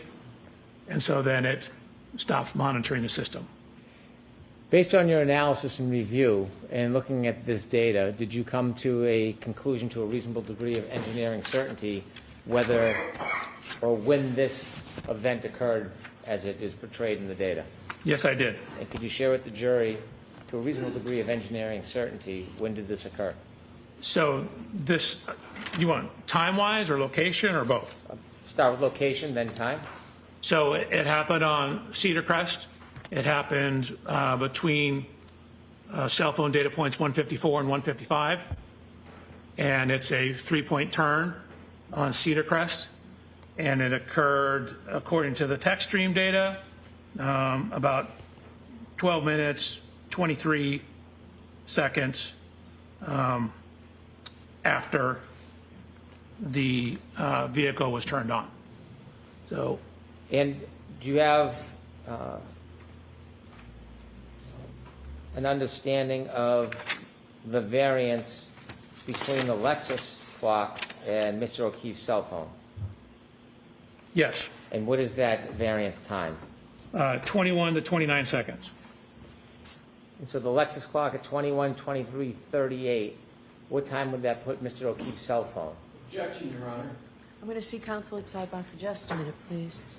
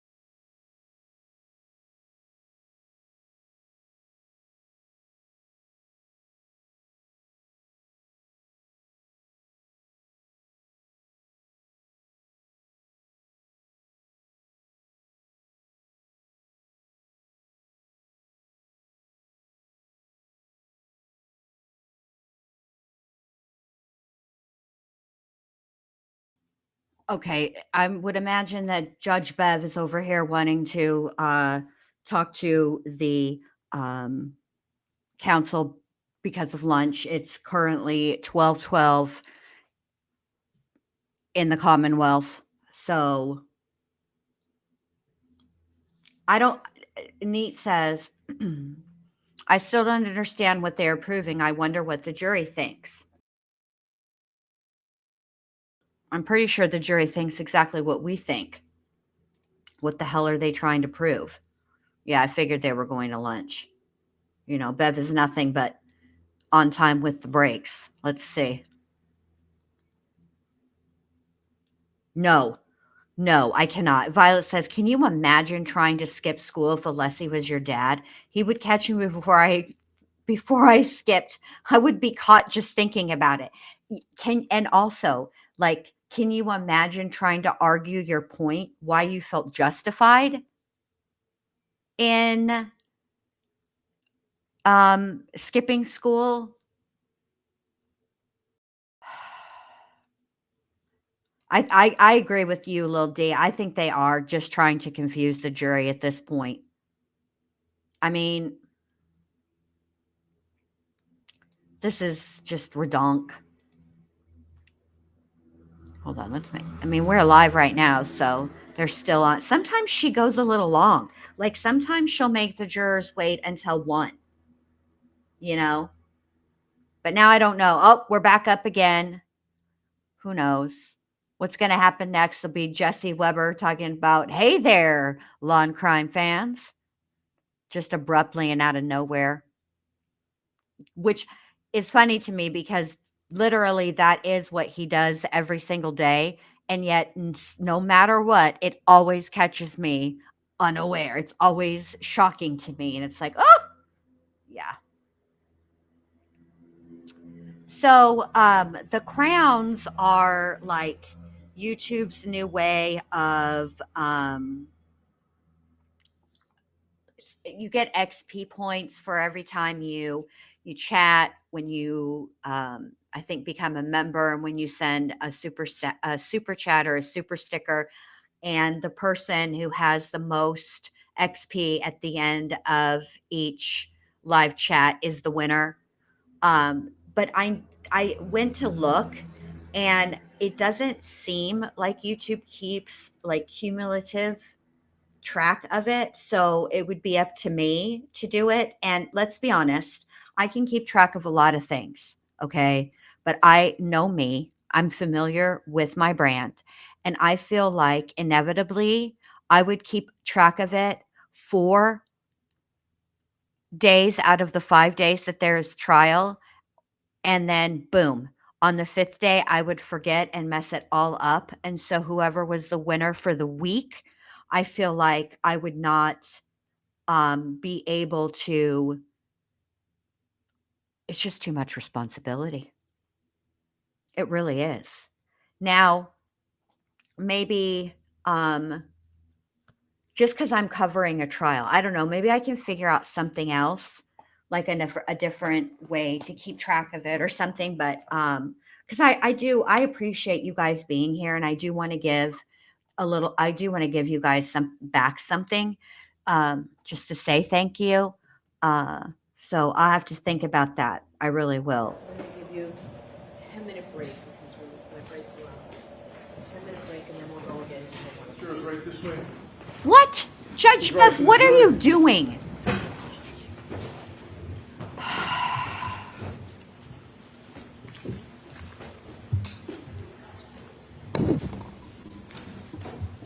All right, well, while they do that, I need a people break because I thought we were going to get to go to lunch. So, hold on. Thank you. We'll be back in 10 minutes.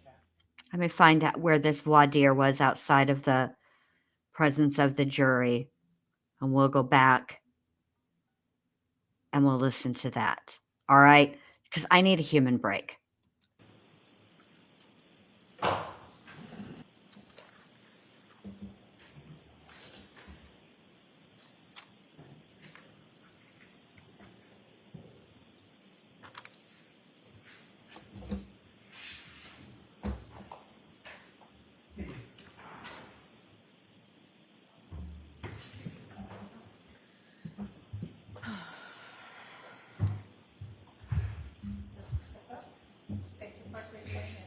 You solemnly swear the evidence you give to the court in case now and here and should be truth, the whole truth, and nothing but the truth, so help you God. Yes, sir. You're welcome. Good morning, Your Good Honor. morning, sir.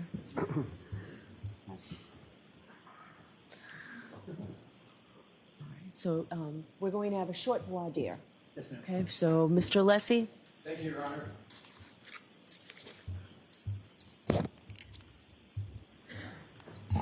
Thank you.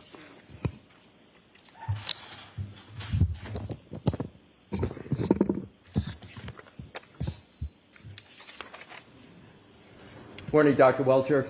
Good morning. If you look at any documents in answering my question, I appreciate you letting me know that, okay? Okay. Do you have any documents open in front of you at this moment? I do. I have a binder.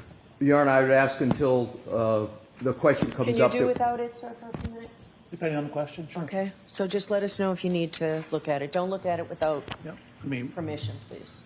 All right, go ahead, Mr. Thank you, Your Lessie. Honor. Dr. Welcher, you have changed your PowerPoint presentation in the last few days in this case, correct? I deleted a slide and removed a couple words. Right, but you changed your PowerPoint presentation, correct? Correct. I deleted a slide and deleted a couple words. Who have you spoken to at the Commonwealth in the last 2 weeks? Anybody associated with the Commonwealth, who have you spoken to? In the last 2 weeks, Mr. Brannon, Mr. Lally, Lieutenant Tully. Anyone else? I think Mary Ellen Gray, Anyone else? the tech person Cindy this morning. And with regard to those conversations, what prompted those conversations? Who initiated them? I was originally told I was going to have to be out here last Monday, so there was a whole flurry of conversations around that. I was initially told I may have to give all my rebuttal testimony on a whole huge data set I'd received. I'm sorry to interrupt you, sir. My question was simply because we have a limited amount of time. Who initiated the conversations? Oh, there were multiple conversations. How many? I have no idea. More than 10? I'm sorry? More than 10? Probably not. All right. What did you discuss with? Do you understand it's no longer Detective Lieutenant Tully? It's, as I understand, it's Lieutenant Tully. Did you have You said you had conversations with him, correct? Correct. When was the first conversation? How many? And what are the nature of those conversations? Are you limiting it to the last 10 days or in total in my life? Within the last 2 weeks. Last 2 weeks. I believe it was when I got here on Saturday night, I informed them I'd landed, and then Sunday morning, he gave me a ride over to the district attorney's office. And what did you discuss from when you, did you have any discussions with Lieutenant Tully before Saturday, within the last 2 weeks? Not to my knowledge. What did you discuss with Lieutenant Tully? Topics. Give me a time frame. I keep saying the last 2 weeks. That's the time frame I'm looking all at. the conversations I had with him? Yes. Can you have somebody pick me up at the hotel? I'm talking substantive, sir, about your outline, your PowerPoint presentation. Topics of, what discussions about the topics in your PowerPoint presentation? I had no discussions with him about the topics of my PowerPoint presentation. Who did you have discussions with from the Commonwealth about the topics in your PowerPoint presentation? Mr. Brannon and Mr. Lally. Describe those conversations and how many you had, including the first one that you had. Well, I originally submitted my presentation with my original report way back, I believe, in January. Right. I'm asking for conversations within the last 2 weeks. Okay, the question wasn't clear. Then on Sunday, we just went through top to bottom through my presentation. Mr. Brandon wanted to make sure he understood everything in it. And then I met with Mr. Brandon again on Sunday. We ran through it briefly again.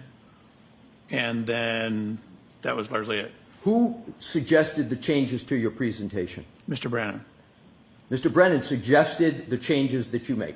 He indicated some of the things, for example, the slide I deleted referenced testimony that I was not allowed to include on a slide. Were there any discussions with anybody from the prosecution team about the changes with regard to the what I will call the Dighton route, the Dighton distance, and the total mileage. Do you know what slide I'm referring to, sir? I do, yes. Who initiated the discussion on the changes to that slide? So that slide was changed, I don't know, probably 8 or 10 days ago. Oh, it was changed 8 or 10 days ago. Correct. Just for clarification, 8 or 10 days ago would have been about the time that Shannon 1N Burgess, currently pursuing, was testifying. That's all. Were there any changes made from 8 or 10 days ago to what's now in your presentation? Not beyond what we talked about. Oh, okay. So 10 days ago, those changes were made. 8 to 10 days ago. I could actually probably figure out exactly when, if you like. Now my next questions go to Mr. Burgess. Mr. Burgess is a colleague of yours at Aperture, correct? Correct. Are you aware of issues relating to the accuracy or inaccuracy of his CV?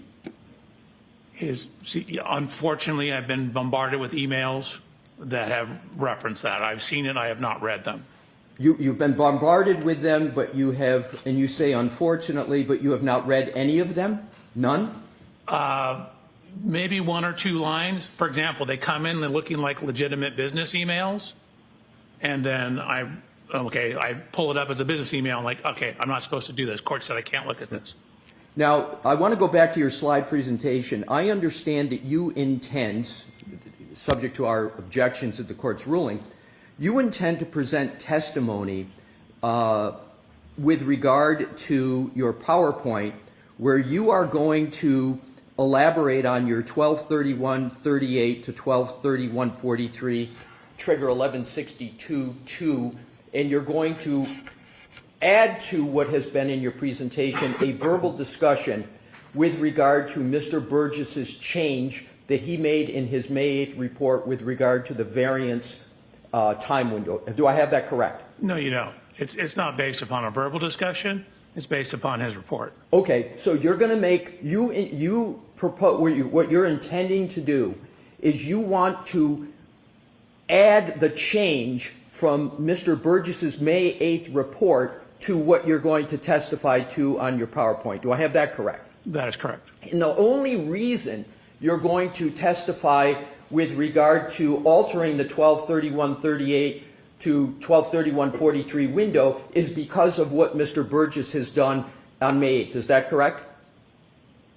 It's better data, so I'm altering it and correcting it with better data that I've received from Mr. Burgess. Right, but my point is, if it weren't for Mr. Burgess's change, you wouldn't be making any changes in your testimony, correct? It's only because of what Mr. Burgess did on May 8th. Is that correct? Only from his report, correct. Correct. So, and you understand, sir, that that change has significant effects on the very issues in this case with regard to the timeline and the collision you allege occurred, and comparing it to human volitional conduct of Mr. O'Keefe with regard to his manipulation of the phone. You understand the consequences of that change, do you, sir? I do. I would disagree with your assertion that it's consequential. Again, my original data, which is in my PowerPoint and has not changed, that data is still there. The timing was extremely close within the error of the measurements, which Mr. Burgess ultimately showed in his subsequent report that was within the variance associated with those timing devices. I understand, but my point, sir, and I want to understand if I have it correct, is that is going to move the time that you assert the 1162-2 trigger occurred, correct? Correct. And you would agree that's a substantial change given the issues in this case when seconds matter, or do you think it's an insignificant change? I wouldn't say it's insignificant. Again, I haven't modified my PowerPoint at all. I was happy with the data I had and satisfied with the data I had. Again, once presented as engineer would with better data, we use better data. I'm sorry. Please, Vervois, let him finish. Yeah. It brings it closer in time to Ian Whiffin's last contact point. Yes, data. 7 Lilies. This was before But the jury came in. even if we don't have that, given what I knew about the variance in the cell phones, my time was still within that window anyway. Sir, you've just answered my question, which is you agree that it affects the timeline in the activity of Mr. Whiffin's report. You said brings it closer. Did I have your words correctly? Correct. What I was concerned about was your word about significant change. It brings it closer. It doesn't necessarily bring it significantly closer. My original timeline was very close, within the range of the accuracy of those types of cell phones, infotainment system data. So even if I didn't have Mr. Burgess's subsequent report, the data is still within that time window. Sir, isn't it a fact that with the variance of Mr. Burgess that you're now you want to testify to, that there is a change because your 1162.2 trigger 1231.38 to 1231.43, you know that there's a device lock event on the phone of Mr. O'Keefe after that time period. You understand that, correct? So again, there's a window of plus minus on that. Technically, those timestamps on that are, as you indicated, again, there's literally, I wrote that on my slide. It includes my slide where I have that exact comment. But my question, sir, is the change means now that with the Mr. Burgess variance moving, you now have part of the moving range that occurs after the device lock, whereas before your change, the device lock occurred after every bit of your range of 1162.2. I have that correct, don't I, sir? You do. Okay. so Your Honor, that's it. that's all I needed. Thank you. All right, so we're going to bring the jury in. All right, and they're still on a break, but I just wanted you guys who might have joined the stream late and didn't get to see that to understand, to see what had happened prior to the jury coming in and why I'm so I was going to be irritated with this gentleman's testimony anyway, because again, at the end of the day, to me anyway, it doesn't really matter due to the fact that the state still has not proven that John O'Keefe died as a result of being struck by a vehicle, any vehicle, let alone Karen Reed's vehicle. Okay. So, all right, Cash, thanks for being here, but I appreciate it. And thank you for the super chat and joining memberships. I appreciate your support. Thank you so much. Can we fix it? I don't know, Cash. I think I'm going to stay alive today all day because I had a long weekend too, like Judge Bev. I didn't spend it into the cups, but that's, I'm not judging. She's an adult. Do what you want to do. I'm just saying for me personally, that's not how I spent it. But I just, I don't understand how you amend. I understand. Okay. If in your PowerPoint presentation, there was a slide that referenced something that wasn't going to be admitted. Okay. Removing that's one thing. Okay. But doing the math again and changing the math based on your coworker's report, who, by the way, maintains that he did it on his own, but then he did talk to Brennan, but then, so none of it makes a lot of good sense. None of it all sounds shady AF. So, it's all shady. And that's why I'm annoyed with it, especially given how Mr. Brennan treated the crash daddies. I'm sorry, let me be professional. The experts from ARCA, as if, they were the shadiest of the shady. They were doing all the things that they, given that and under those circumstances, and here he is doing all the shady things, playing, just all the dirty pool that you could ever play, which now all these things that have come out recently, it does make sense why Brennan would think that the defense was capable of, being dirty because he's dirty. I'm sorry, but Brennan, you played dirty. I don't know how you behaved in other trials, and I don't care. Frankly, it doesn't matter. I'm talking about and commentating on how you behaved in this trial, because this is the trial we're watching. I don't care if you were a saint in all of your other trials. I don't, because in this trial, you are far from a saint. You damn devil. That's what's bothersome to me. I don't like situational morality. I don't like situational ethics. You either have ethics or you don't. The end. It's kind of like being a liar. It doesn't matter if you lie one time. Once you lie, you become a liar. That's it. That's all. All right, Judge Bev, let's get this show on the road. Get these jurors back in here. We've wasted enough time today on this foolishness, and I'm over it. Let's go. Had enough.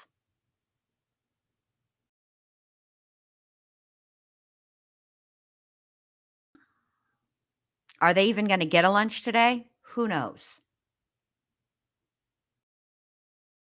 Ridiculous. All right, let me regroup. Let me just say this first. I'm so tired of you. Everything's perfectly all right now. We're fine. We're all fine here now. Thank you. How are you?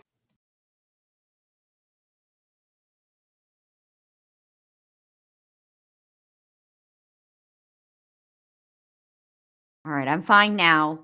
I can behave. I'm not going to get all yelly. I'm not good at lying either, and I'll tell you why. Fundamentally, I'm lazy. That's it. That's all. It's just that simple. And when you lie, you have to remember everything you ever said.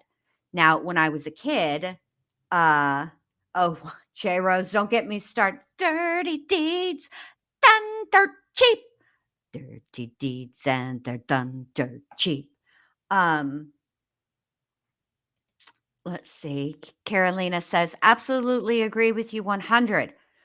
I think I can safely say where the 25,000 was spent on. Ha, LOL. Didn't the dude say he bought an exact same Lexus to recreate the scene? He did.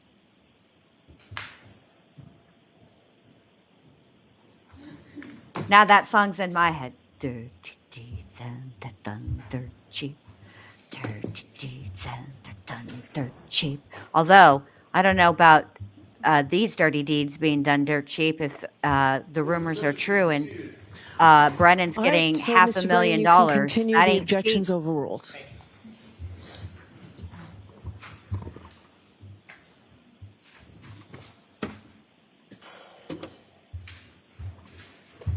Dr. Welcher, could you take us to slide 30?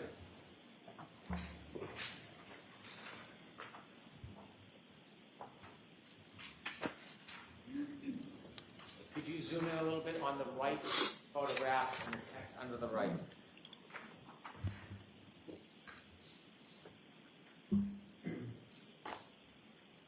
Okay. You were explaining to us the time relevance of 12:23:38. And could you tell us again, remind us, what is 12:23:38 referring to? So 12:23:38 is syncing the text stream time to real world time. So we know how long the text stream is on. We know when the vehicle was turned on. So we're adding those two together. So if you add the 12:12:36 to, for example, 11 minutes, 2.8 seconds, for when the end of the trigger is, that gives you 12:23:38. So the end of the trigger in real world time, no longer in the running clock, is now 12:23:38. Based on the infotainment clock? Based on the infotainment clock. And that's from the Lexus? From the Lexus. Sustained. And where's that from? The Lexus. Thank you. The 12:23:58 number, what's the significance of that? So that is Mr. Keefe's cell phone data at point 154. again, from the original data we had just at 154 and 155 and not the in-between points. So, And at the bottom in parentheses, explain to us what that means. sure, if you look at where the text stream math works out to be, 1223.38.8, and compare that to 1223.58, the difference between those two is 19.2 seconds. The difference between which clocks? Between what the text stream infotainment system would show compared to what point 154 on Mr. O'Keefe's cell phone is. And based on new data, do you now have information about what the variance, the difference is between the clock on the Lexus infotainment and the clock on Mr. O'Keefe's cell phone? Yes. And what is that? Objection, Your Honor. Going to allow that? You need to advance the text stream clock 21 to 29 seconds. You need to advance it 21 to 29 seconds for why? Why do you need to do that? Because the cell phone is ahead 21 to 29 seconds. After you advance the text stream ahead 21 to 29 seconds, can you then compare the information, the time that's coming from the infotainment system Lexus to Mr. O'Keefe's cell phone from his iPhone?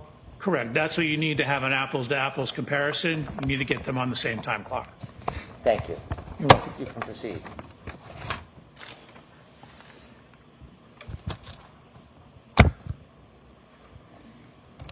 So I think we left off here. So that's 1162-1. So what we have is we have the cell phone data, the original cell phone data on the right-hand side. And then from that text stream data, we have whether it's going forward, we have the speeds, and we have the steering angles. So from that information, we ran a simulation to show you what the text stream data means. This is what the 10 seconds of data is.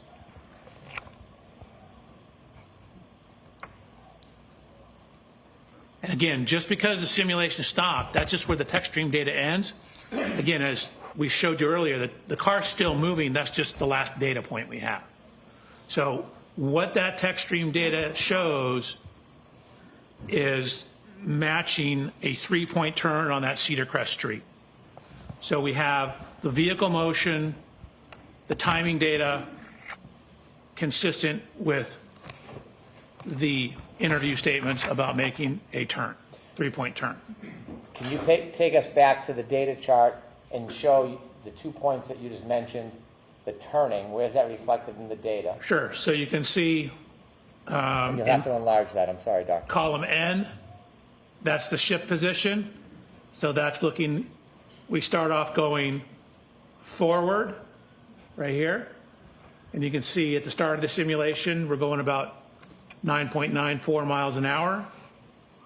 And then as you start a 3-point turn, you generally start, in this case, if you're going to the left, with the left turn.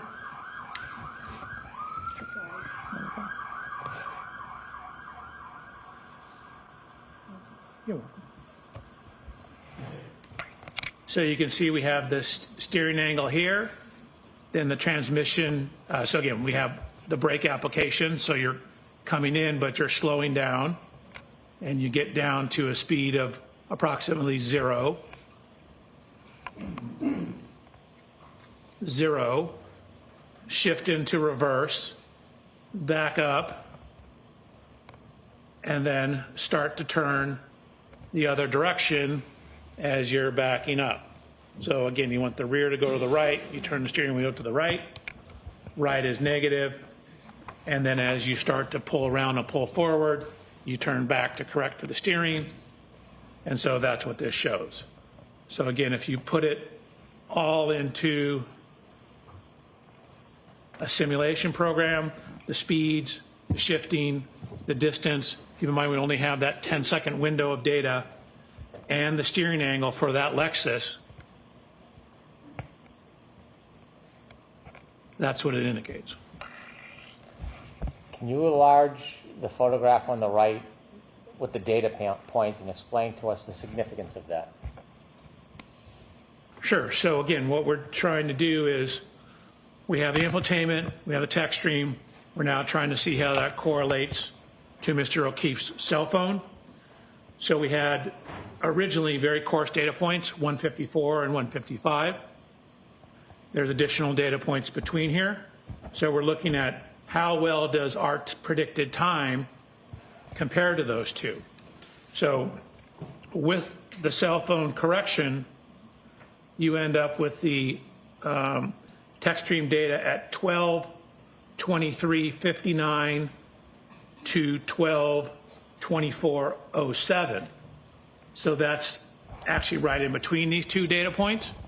And so we know 154 was closest, but it's on the right-hand side of the road. 155 is when it's turned around and heading back in the southerly direction. So the cell phone data corroborates the text stream timing data in conjunction with the infotainment system data. Thank you. Please continue.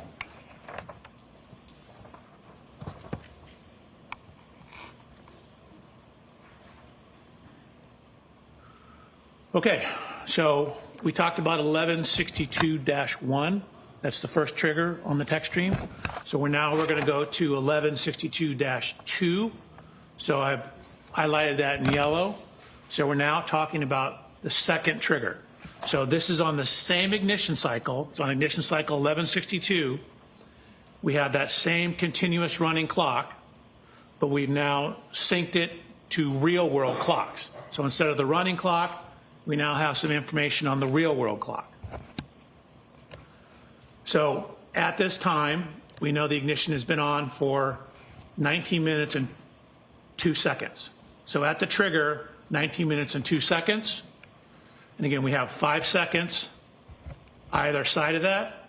So between 18 minutes, 57.6 seconds to 19 minutes, 7.5 seconds.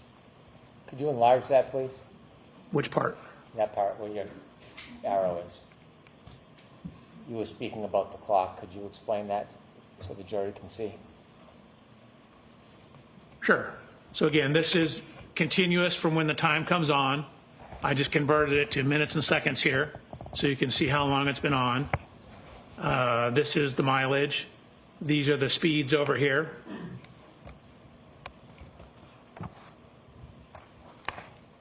And this is some information on how far it traveled. Again, we have the plus minus on the steering. That gives us some information on the steering. Really, there's very little steering going on at this point. Slight leftward steer. Dr. Welcher, did you determine how long after the first trigger, that 3-point turn, that this second trigger occurred? Yes. 3-point turn occurred about 8 minutes after. You said the 3-point turn occurred I'm after? sorry, this event, I misspoke. 11.2 occurred about 8 minutes after. After the 3-point turn? Correct. Okay, thank you. Can you walk us through this data? Sure.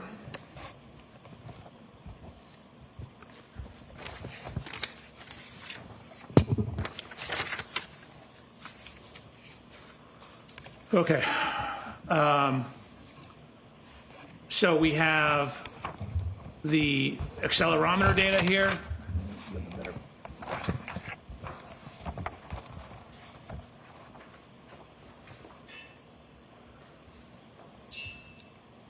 I've highlighted a shift from drive to neutral to reverse.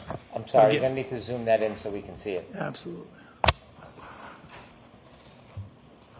We have information on the brake switch, brake oil pressure. We have the acceleration data here. And then from that information and using the acceleration data, calculating the speed at which it's backing up. The reason we have slightly different calculations here is we have some evidence that the wheel's slipping on the ground. So we need to use the accelerometer because the wheel speed is simply telling you the speed of the wheel. It's like if you're stationary burning rubber, the speedometer reads a certain speed, but you're not going anywhere. But the accelerometer tells you how much the vehicle's moving. So from all that information, we get information on how far the vehicle's traveled. We've done it in terms of total travel distance. We've done it relative to the start position. I'm going to ask you to start on the columns on the left and take us through the information that you have regarding this second triggering event. So if you can scroll all the way to the left. All the way to the left? Yep. Okay. So the first column regarding time, could you remind us again what that is? So again, that's the continuous running clock. And the second column in blue? That's where I take that time and convert it to what we more commonly use, minutes and seconds. And now we have a key cycle event, different than the three-point turn. What's the number? So this is now 1162-2.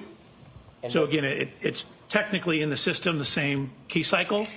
I've called it 1162-2. And the red number next to it to the right? That's the mileage. So it's actually at the same mileage as 1162-1. So we know, obviously, they're within the same mile. If you can scroll over a couple of columns. From your data, can you tell during that event how far the Lexus traveled during that event? Yes. And how do you do that? So we have accelerometer data. We have velocity data or speed data back here. I've corrected for what you see down here is, and I go through this on a later slide, but right here you can see a significant increase in RPMs, but yet the acceleration is dropping. So what that means is if your RPMs are going up and the speed's going up, that means you should be accelerating more. But what happens because the acceleration is dropping, that means what's actually happened is the wheel's slipping. So what I've done is I've used the accelerometers data to calculate the speed once the vehicle is put into reverse. And once we know the speed, again, feet per second, we know every data point is half a second. So speed times time tells you how far you moved. Feet per second, feet divided by seconds times seconds gives you feet. That's how far you went. So you get how far you went in each interval, then you get the total distance traveled. And so this is relative to the start. So 0 is the start. The vehicle goes forward about 34 feet. Then you can see it basically stops in this area here, then begins to back up and ends up backing a total of 53 back from where it originally started. So if you add 53 to 34, you get 87. So the total motion, 34 forward, 53 back, the Lexus moved 87 feet total. Dr. Welcher, when you say the Lexus moved 83 feet total, is that according to the data or is that the entirety of the movement of that Lexus? No, that's just from when the data starts to when the data ends. So if you look at when the data starts, you can see that the vehicle is actually going 13.67 miles an hour. When the data stops, the vehicle is still going 23 miles an hour. And you can see, I'm sorry. You can still see that it's still at 74% throttle. So, you know, this is 3/4 of full throttle in reverse. So to start with the distance traveled, if you can go to the top, we see that the speed is 13.67. Is that where the data gets picked up? That's where the first data point is. Again, the trigger is here. This is 5 seconds before the trigger. Are you able to tell how fast or slow the vehicle is traveling before that data point of 5 seconds before the trigger? No. And likewise, on the bottom, the speed. At the end of the 10-second data points at 23.61, can you tell whether or not that speed stayed the same, increased, or decreased? I mean, considering you're at 74% throttle, it likely increased. How much, I don't know. And you can see that Up here, she's on the brake. Down here, she's not on the brake. And so she's not on the brake and at 74% throttle. And what is the percentage of throttle that has to be initiated to cause a triggering event? For a shift into rear and a rapid throttle application, it's 30%. If you look at the next column over, if you can go to the top heading for the jury to see the engine RPM data, could you explain that? Sure. Again, that's the engine RPMs. And so, as I mentioned, you have this jump in engine RPMs and a very dramatic jump in the reported speed of the vehicle. But when you look at the acceleration is actually dropping. So again, that's a telltale sign that the tire is spinning because the vehicle is not being accelerated. And so I've used the accelerometer data. Again, if you just, a process called integration, you integrate the accelerometer data, it will give you the velocity. So what I've done is, it's called piecewise integration to get the speed data that takes into account the tire slippage, and from there calculated the speed or the position at each interval going across the top here. If I could stop you at your column that says JBW speed at each time step. Yep. If you go to the bottom, please. So does your data indicate that the speed is changing at the end of this 10-second event? Objection, Your Honor. Sustained. Is the speed changing at the end of this event? Yes. How so? Well, again, you can see it's increased about 2.7 miles per hour. And again, we know from what I already stated that that last time step, you're still at 74% throttle and you have zero brake application. Is it possible from the data to tell how far the Lexus went forward before it went in reverse in total as far as feet? Not in total, no. We just have this 10-second window. I can tell you what it did during this 10-second window. Is it possible to tell how far it continued after the data? No. The shift position changes from 1 to 0 to 2. Can you again explain to us what that means? Sure. 1 is drive, 0 is neutral, 2 is reverse. And then brake switch status, again, a 1 is you're on the brake pedal, enough to activate the brake lights. 0 is you're off the brake pedal. Each one of those indicators, 1, 0, 2, how much time is for each of those? 0.5 seconds. So can you tell how long the Lexus was in neutral for? So, again, it only occurs at one time step. And again, there's a little timing issue. Like we only have data every half second. You don't know exactly where in that time it was. Okay. You can continue, Dr. Welcher. Next slide or continue on this slide? Unless there's something else you want to point out to the jury on this slide. You No, can I'm move to good. the next. So, similarly, using this information to then try to tie it back to the cell phone data to make sure we have the real-time information. Again, this was written back in January before I got the additional information. So what you can see is, I'll zoom in. Again, we're now talking about trigger 1162.2. We know that that's 18 minutes that the vehicle has been on, 18 minutes, 57 seconds, 19 minutes, 2 seconds. This is the range. Again, the plus or minus 5 seconds. The 19 minutes, 2 seconds is when the trigger occurred. Infotainment system, adding those two together, 12:36, plus the 19:7.5, indicates the end of 1162-2 is at 12:31:43. That 12:31:43, is it based on the Lexus clock from the infotainment system? It is. It would need to be corrected to the O'Keefe cell phone data. So when you reconcile that variance of 21.29 seconds, what is the time? you end up with 1232.04. So if you simply take this and add 21 seconds to it and add 29 seconds to it, so you get between 1232.04 and 1232.12.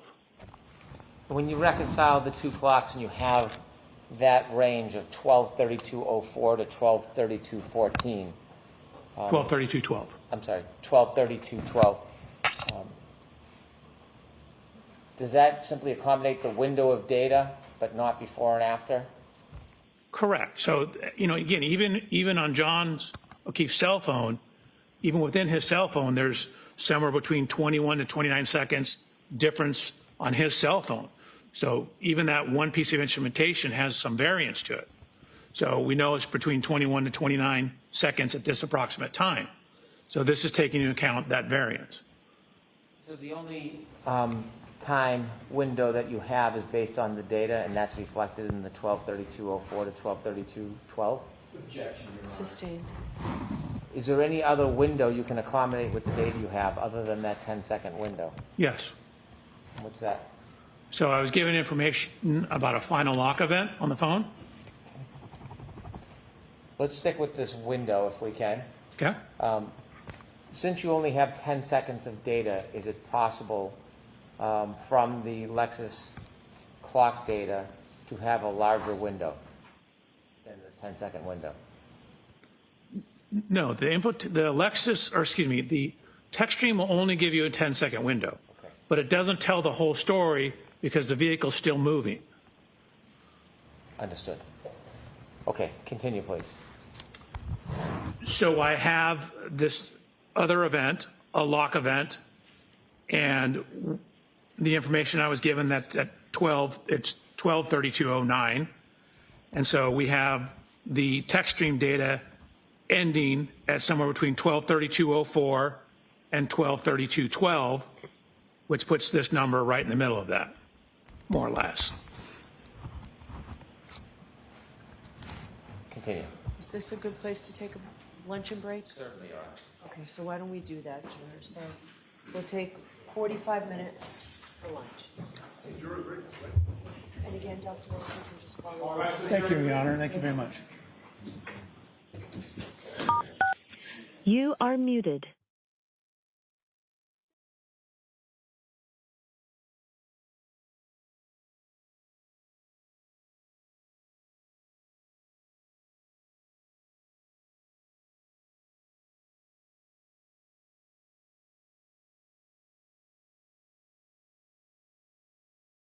All right, this is how I feel about all of this testimony thus far. Hold on, let me find it. Oh my God, who the hell cares? I mean, that's just where I'm at with it. I don't think that this gentleman, I don't think he understands his own charts and data because he's having a rather difficult time explaining it. I mean, bro, this is your work. Okay. This was your only job. And you can't even explain your work.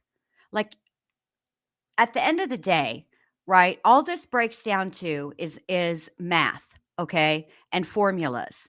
And I don't know about you guys, but when I was in school, we had to show our work. And if you didn't show your work, you got it marked wrong. It didn't matter even if you had the right answer. The teacher was like, you got to show your work. If you can't show your work, then what's the point if you can't even explain it?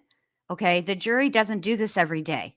All right. They don't do this any day. So you need to be able to explain what you did and how the results are accurate, which I don't believe some of these results are accurate, quite frankly. We already know that he wasn't accurate. And it's annoying because of the fact that a person's freedom is on the line and somebody lost their life. Okay. And that needs to, I mean, I don't understand. It's like nobody gave a rat's fat kneecap. Nobody cared to do their work properly. They took no pride in it. And it's disgusting to me and gross from the Commonwealth. Okay. Exactly, Violet. His presentation is 140 pages. Is he going to go through 140 pages of this mumbo jumbo? And also, you can tell that Brennan doesn't actually understand or have a good grasp of what these charts and reports indicate because of the way that he asks the questions. Okay. Like sometimes an attorney will ask a question because they know that the defense is going to ask this. And so they want an explanation, right? But the way that Brennan asks the questions, it's like he doesn't even understand. He doesn't even understand what he's talking about. Or, yes, this is it. He seems, thank you, Tosh. He seems shocked at responses and answers, which is odd for an attorney. It's, and then during some of the last couple of slides, it was like he wanted the witness to testify to something that was on those slides, but didn't ask the question unless there's something else you want to explain. Is that how it works now? We're just, oh, okay. Like it's ridiculous and it's annoying, especially for the type of trial this is, But I've been on for 4 hours. I'm going to leave you guys here. Hopefully we'll get to Alessi's cross-examination today. If we don't get to Alessi's cross-examination today, then I won't stream tonight. But if we do, then I will. Because quite honestly, I'm interested in Alessi breaking it down. That's what I've been waiting for this whole entire time. And at this point with this guy, I'm just bored, tired, and confused. That's it. That's all. All right. So you guys have a great rest of your Tuesday afternoon. If Alessi does get to cross-examine today, unless it's like an hour, then even if it's an hour, but if it's shorter than an hour, I'm not going to go live for it. We'll just cover his initial cross-examination at lunch or something like that. Yes, they should care about the truth. So thank you guys for being here. I appreciate it very much. Please do what Tess says. If you haven't done so already, give your girl a thumbs up. Come on, y'all. All right. You guys have a great rest of your day, and I'll see y'all later. Bye.